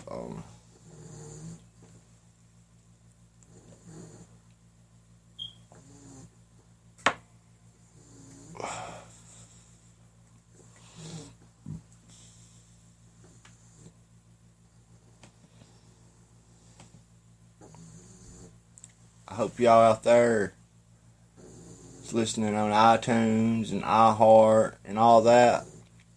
I want y'all to go over and check out alexmorganshow.com. I want you to watch the live stream. See. Now, I'll tell you something. I love talk radio more than anybody. I can hardly go through one day without listening to talk radio. And I don't even listen to my own show. I barely even edit my own show. I don't script my show. I barely edit my show. I edit it enough to put a thumbnail on it and maybe fix the description, fix the keywords, the search words or whatever. I barely put barely do put the date on it. I barely do. I might have my YouTube videos about half organized right now. Yeah. But I mean, I do what I can do, and that's about it. But I cannot stress enough how important it is to get connected with me through social media. Get connected with me through all forms of communication. Whether you write down my email address, whether you follow me on social media, you need to follow me on all platforms of social media. You need to subscribe to the newsletter so that you make sure that I have your email address or addresses. Because, let me tell you something, this censorship, folks, this censorship is so big that if they actually used it to their full extent that they could, we couldn't even talk on social media. We couldn't even send one another news articles on social media if they used it to the full extent that they wanted to, okay? So, it's hard for them to censor direct emails going from me to you or from you to me. You see what I'm saying? Unless they can hack it, get the passwords and all that, like the WikiLeaks, like the DNC hacks, the so-called Russian hack that was actually the WikiLeaks, was actually why Seth Rich was killed. Folks, there's a lot more to it than what meets the eye, okay?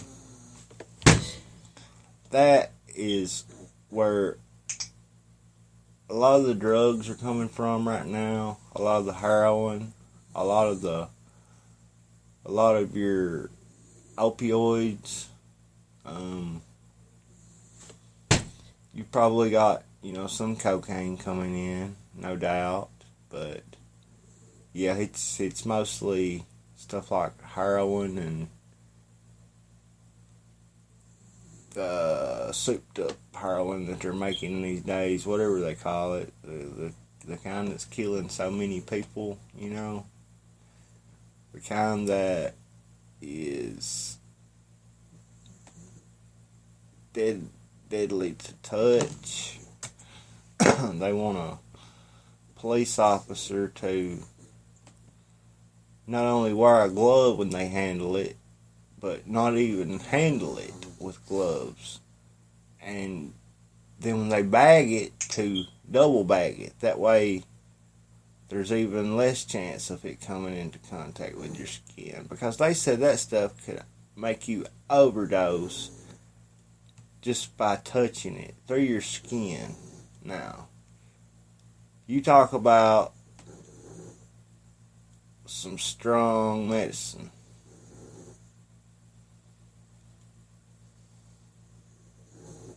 Could you imagine doing a drug? You didn't have to put it in your mouth. You didn't have to swallow it. You didn't have to smoke it. You didn't have to inject it directly into your bloodstream. All you had to do was touch it, and you got high. That is a potent drug. No wonder it's killing people. It's no wonder. And do you think that if they get that stuff in here, like, just through customs, like the damn cartels or the damn mafia, the damn Taliban, damn ISIS smuggles that stuff in here through customs, through the border security, through all that, through ICE, through do you think that they bring that much heroin in here. Just, by container ship, whatever, And they have their drug dogs everywhere. They've got, the border patrol everywhere. There ain't no way, folks. No way. These government officials are the ones that's bringing the drugs in here. There's no other way to put it. And then you have the double whammy, the war on drugs. Not only do they bring the drugs here, not only do they allow the drugs to be sold, you have the war on drugs. And all that does, that puts the squeeze on these small-time dealers, folks. These people, making $20 and $40 and $50 at a time, selling just the smallest amount possible to the people that prostitute for $20 here and there, that puns whatever for $10 or $15, $20 here and there. People that does whatever they have to do to get their $20, $25, $50 just to go to that crack house, to go to that dope house and get them a 20 bag, get them a half a gram, get them a 8 ball, get whatever they can get on that day while the getting's good. Those are the people who were busted by the law enforcement when it comes to drugs. You don't never hear about them getting any of these big kingpins. You don't never hear about these cartels, suffering for anything, for nothing. You don't never hear about it. Then you have people like Obama, who's not only letting the drugs in, while he's keeping the border open for them. While he's keeping the border patrol from detaining them and sending them back. Well, he had the damn border patrol helping them. Okay? That's what kind of President Obama was. And you actually think that there's somebody else besides these politicians that are responsible for bringing drugs in here. There is no way.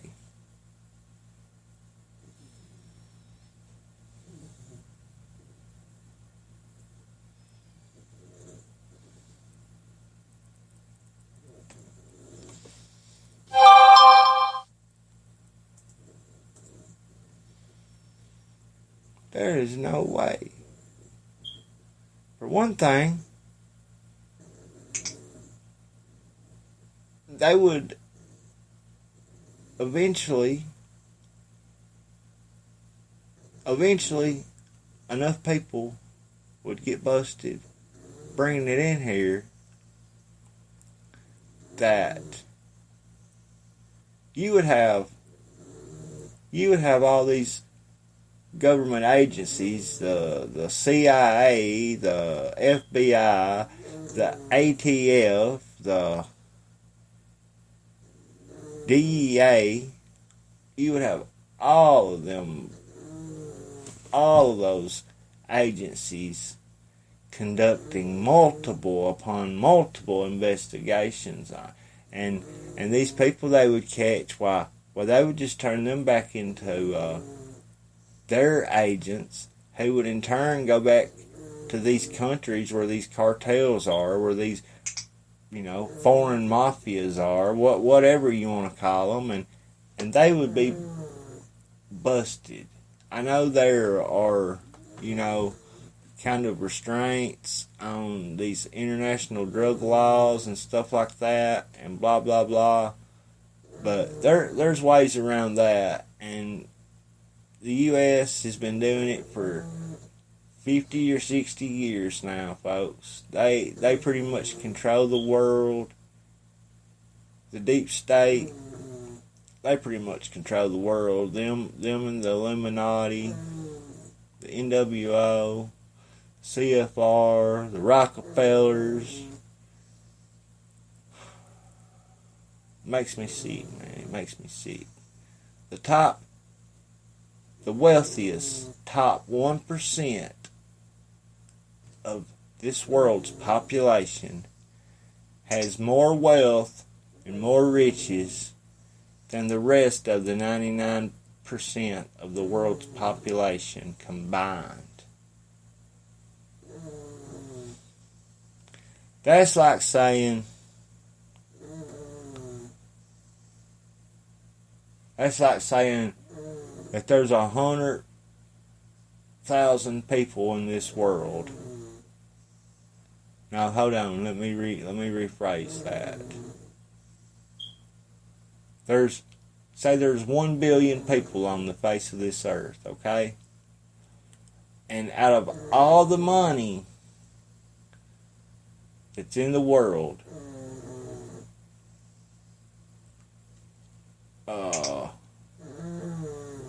1% of a billion, which is probably about,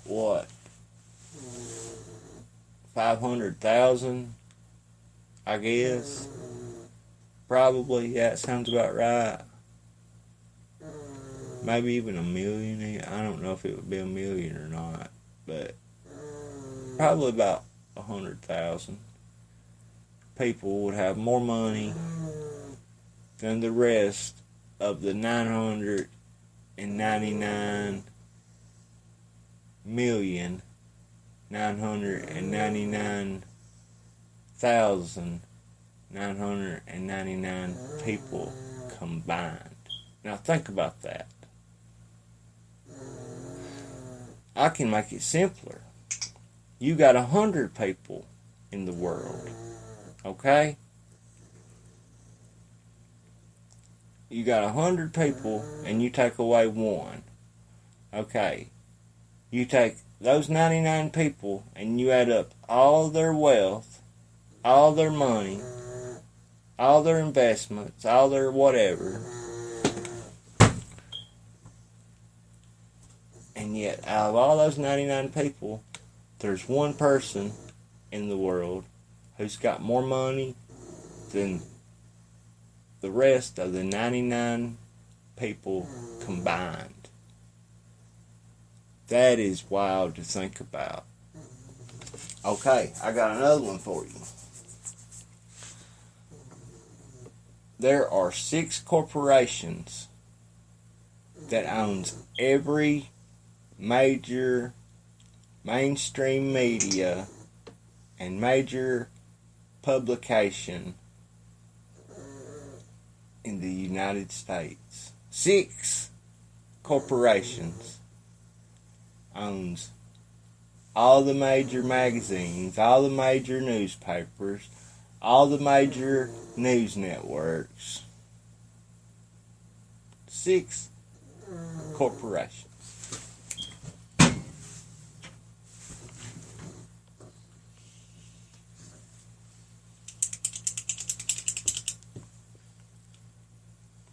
That's even wilder to think about. Well, not hardly wilder, but that tells you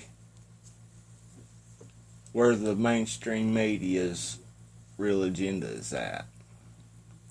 It's for these corporations. It's for no borders. It's for bringing in all these foreign people just from anywhere that they want to come from. Taking your jobs, driving down the price of your wage. Not only taking your jobs, but driving down the wages around you.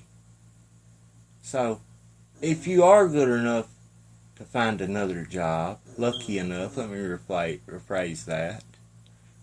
They're going to drive down the wage at that job that you're going to be getting. So you're going to be making even less than you've ever made in your life, probably, if they had their way.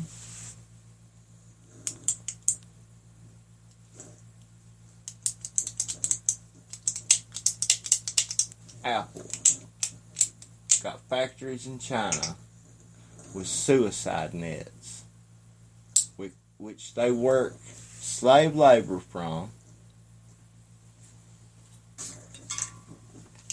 They don't pay these people nothing.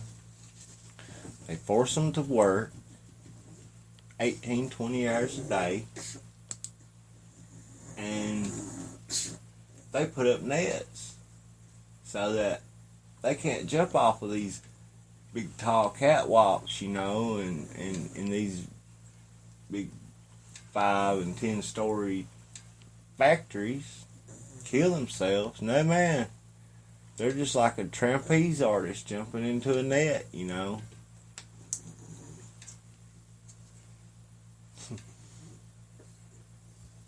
But just keep on buying your iPhones. Just keep on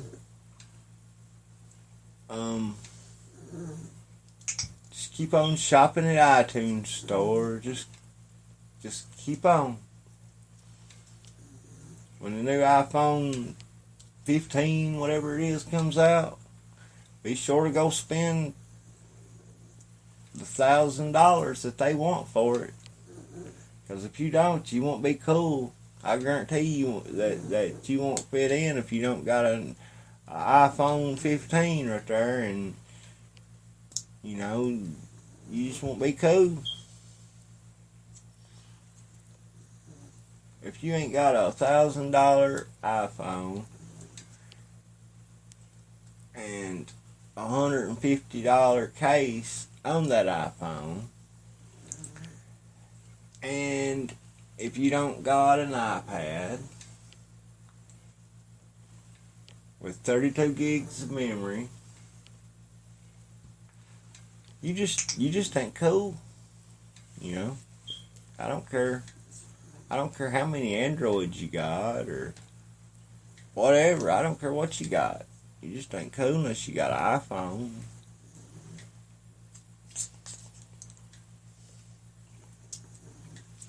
And you know what? That's how the Romans did it too. They kept their people poor by making their people want more and more and more and more. And that's all that they worried about. They wasn't worried about what their emperors or their senators or their congressmen were doing. They wasn't worried about that. All they was worried about was getting a new iPhone, whatever it was back then. Who knows what it was, but that's all they was worried about was getting it, And that's why you see the U.S. making all these trade deals with China, and you see the Chinese, how they're said to be the modern society, the modern example of what a society should be and how a society should function. Meanwhile, they have these slave labor factories which they force their workers to work 20 hours a day and put up suicide nets so they can't kill themselves and get out of it.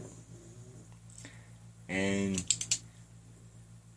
they sell all these cheap little plastic goodies to all of us Americans who don't have money to start with anyway. But you know what? Your kid wants a new Ninja Turtle. Your kid wants a new Power Ranger. It just costs, $16.99 plus tax. And it was just made over in China, and it just cost them about 10 cents to make it. And, and then they sold it to Walmart for about $1. And then Walmart turns around and sells it to you for $15.99. So, that's a pretty good deal, ain't it?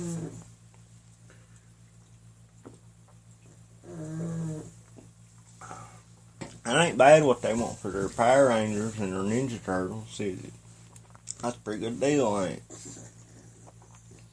And you can see how all these corporations make their billions and trillions then. You can see how they make it. They make it from good old slave labor. But you know what? It's liberal, so it's so good. We're liberal. Yay. It's so fun. Meanwhile, all the rest of these people that cause themselves liberal, they walk around, telling all of us white people that we're racist. We don't like black people. We're the reason that slavery existed. Slavery is what what built this country. Michelle Obama talked about staying in the White House.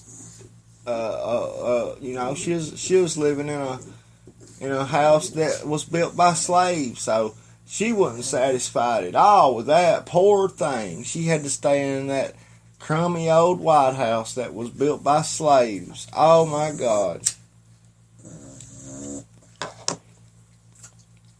Meanwhile, you got her husband and her who are supporting nothing but world governance, nothing but the UN, nothing but Iran, financially, nothing but Russia, financially. Hillary giving them, a third of our uranium? Was that what it was, I think? And making all these companies move overseas so they can get away from all these taxes, from for companies that is based in our country. All these big high taxes that they have to pay just to stay here and make American-made products. Now, how smart does that sound when you think about it? Does that make any lick of sense when you think about it?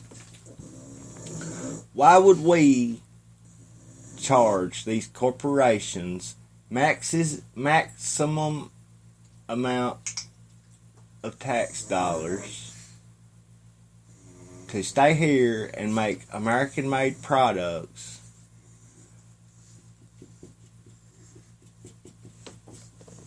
or let them go overseas and not have to pay no tax to ship their products in here, to sell their products, a little bit cheaper, but they won't be paying no taxes, so they're definitely going to come out like that. That's why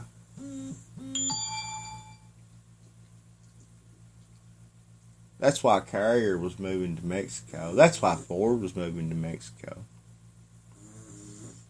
It wasn't because they didn't want to make American products or anything like that. It was because they were leveraged into moving to Mexico, folks, on account of just the way our laws are set up. Our laws are set up in an anti-American way. This place right here that I live in, There used to be coal mines around here. Everywhere you would go, I bet you there was 20 or 30 coal mines around here. And you know what? The people that worked there, they made pretty good, decent money. They made anywhere from $450 to $1,100, $1,200, $1,300 a week. Every week. Then what happened? Along comes Obama. He puts all these regulations both on mining the coal, on processing the coal, on building these coal-powered electric plants, whatever, you know. He puts all these taxes on them, all these regulations. He drives the price of their coal way down. So, what are they forced to do? They're forced to file bankruptcy. They're forced to quit. They're forced to find them another profession, folks. But what about the people, the other people who work there? The general laborers. What about them? They have no education to, you know, go and be an X-ray technician, go and, you know, install heat pumps in people's homes. They ain't got no education to, you know, become school teachers. Most of them ain't even got a high school education, okay? Most of them, just to be honest with you. I mean, why do you want to get a high school diploma just so you can go to college for 2 or 4 or 8 more years or whatever and pay them money and da when you can just drop out of high school today and go over there and take you 40 hours of underground training and get you a job working underground, and then you can make $500, $600, $700, $800 a week. What's the use in going to college when you can do that? You know? And I'll tell you, there still ain't no jobs in my town, folks. There still ain't no jobs in my town. You know what, though?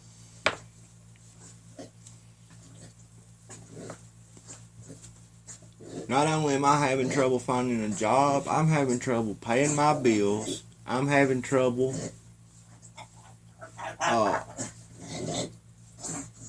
getting my tuition paid just so I can start college.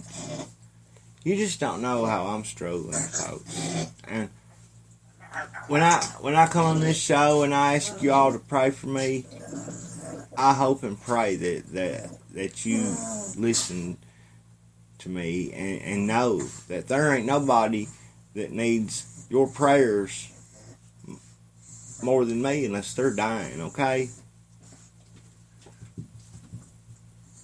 They're not. At least there's not many. I ain't gonna say I'm in the worst shape out of anybody in the world, but I can say I ain't in very good shape, and that's enough to make me want your prayers, you know. And that's being pretty conservative about the situation. That's why I ain't no bum, folks. Okay, I've worked my whole life what I could. I worked underground for 5 years, and I've done odd jobs ever since. As of late, there ain't many odd jobs to do because people just don't got money to spend like they used to. Okay, like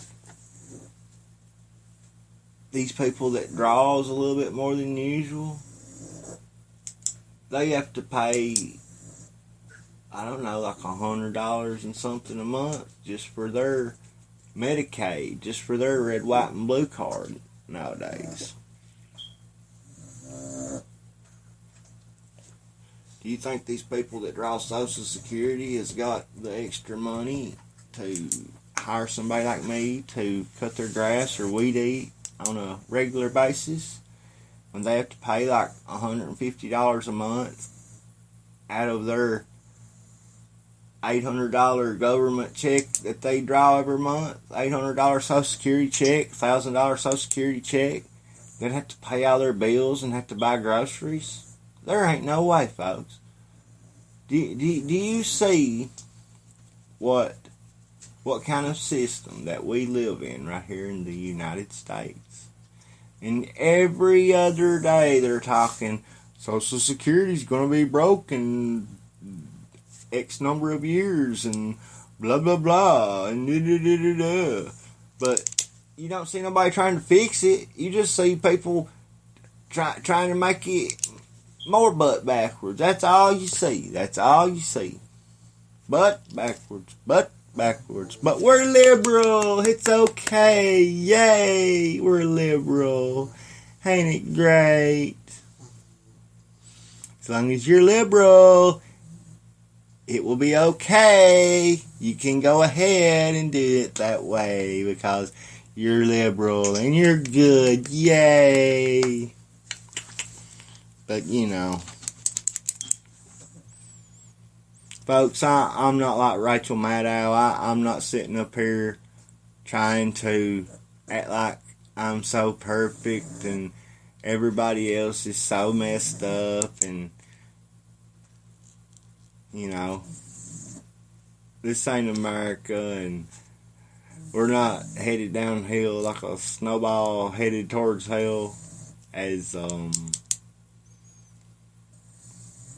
what's his name put it right there.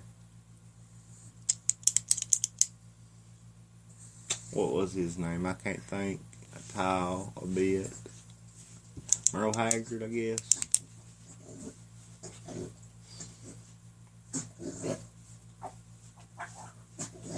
Merle Haggard died here about a year ago.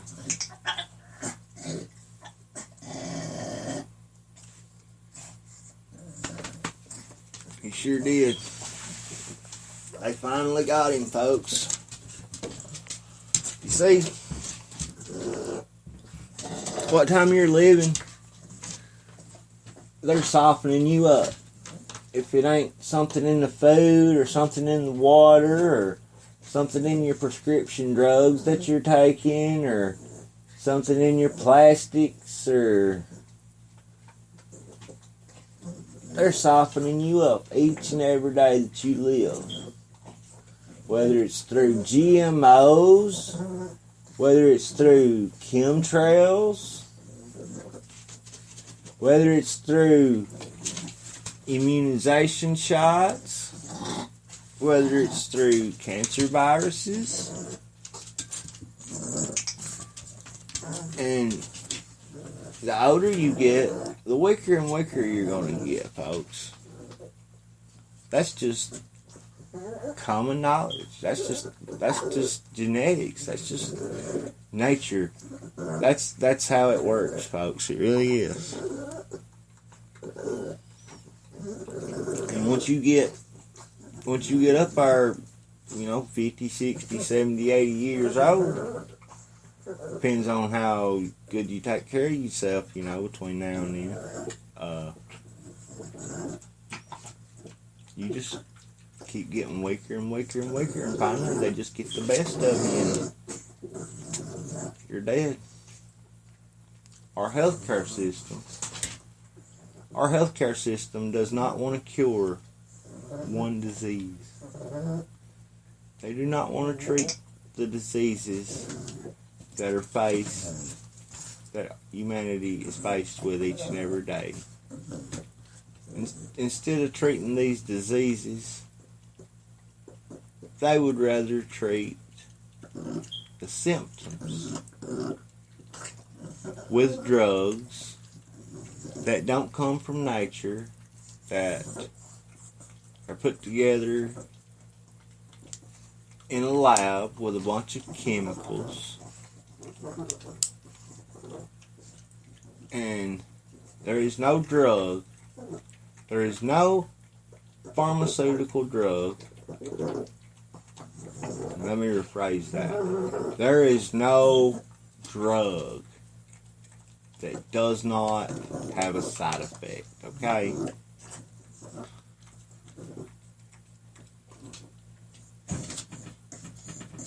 They treat your symptoms with side effects that are worse in most cases than the symptoms that you're faced with yours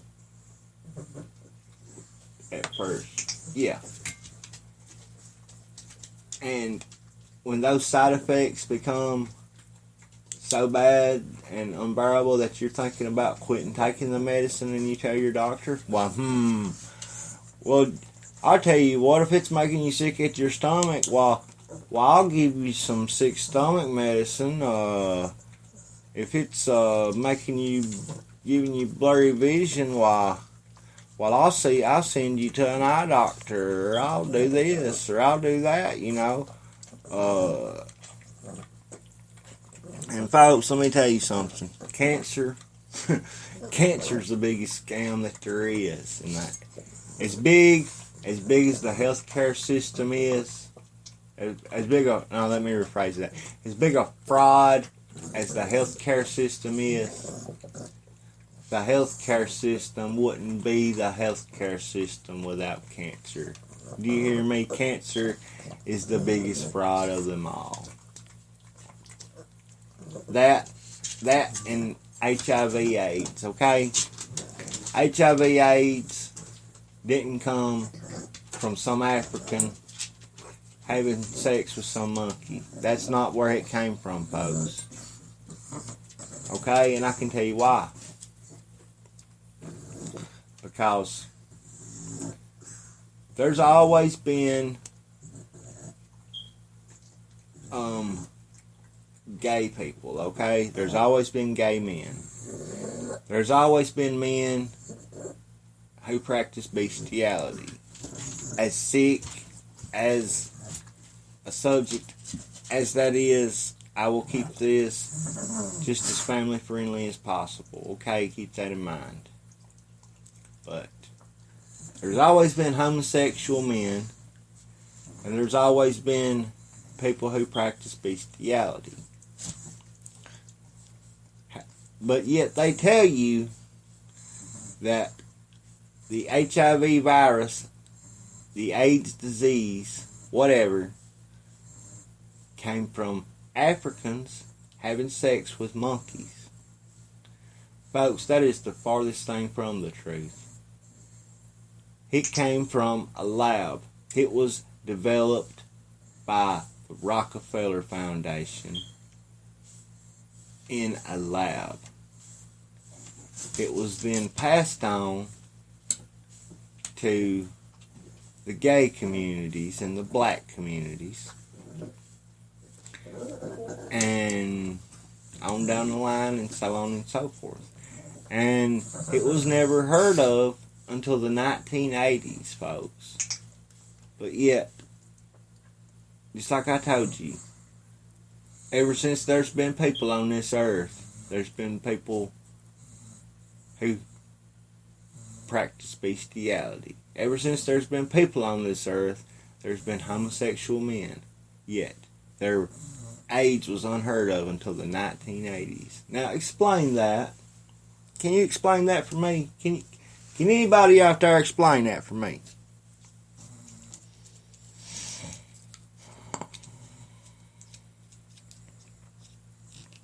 That's just like crack cocaine, folks.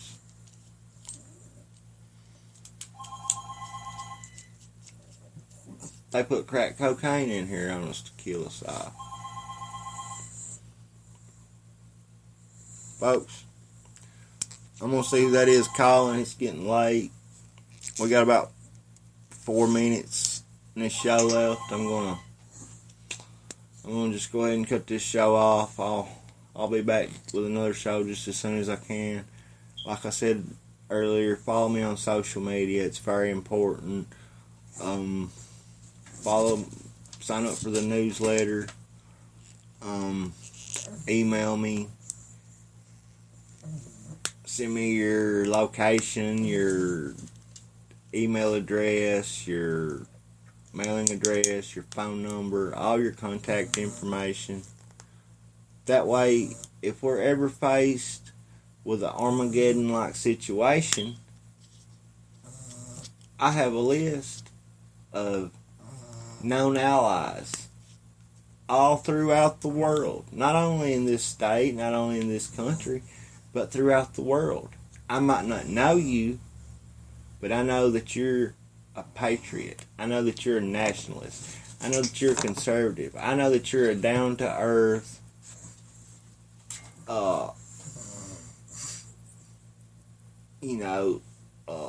right-thinking kind of person.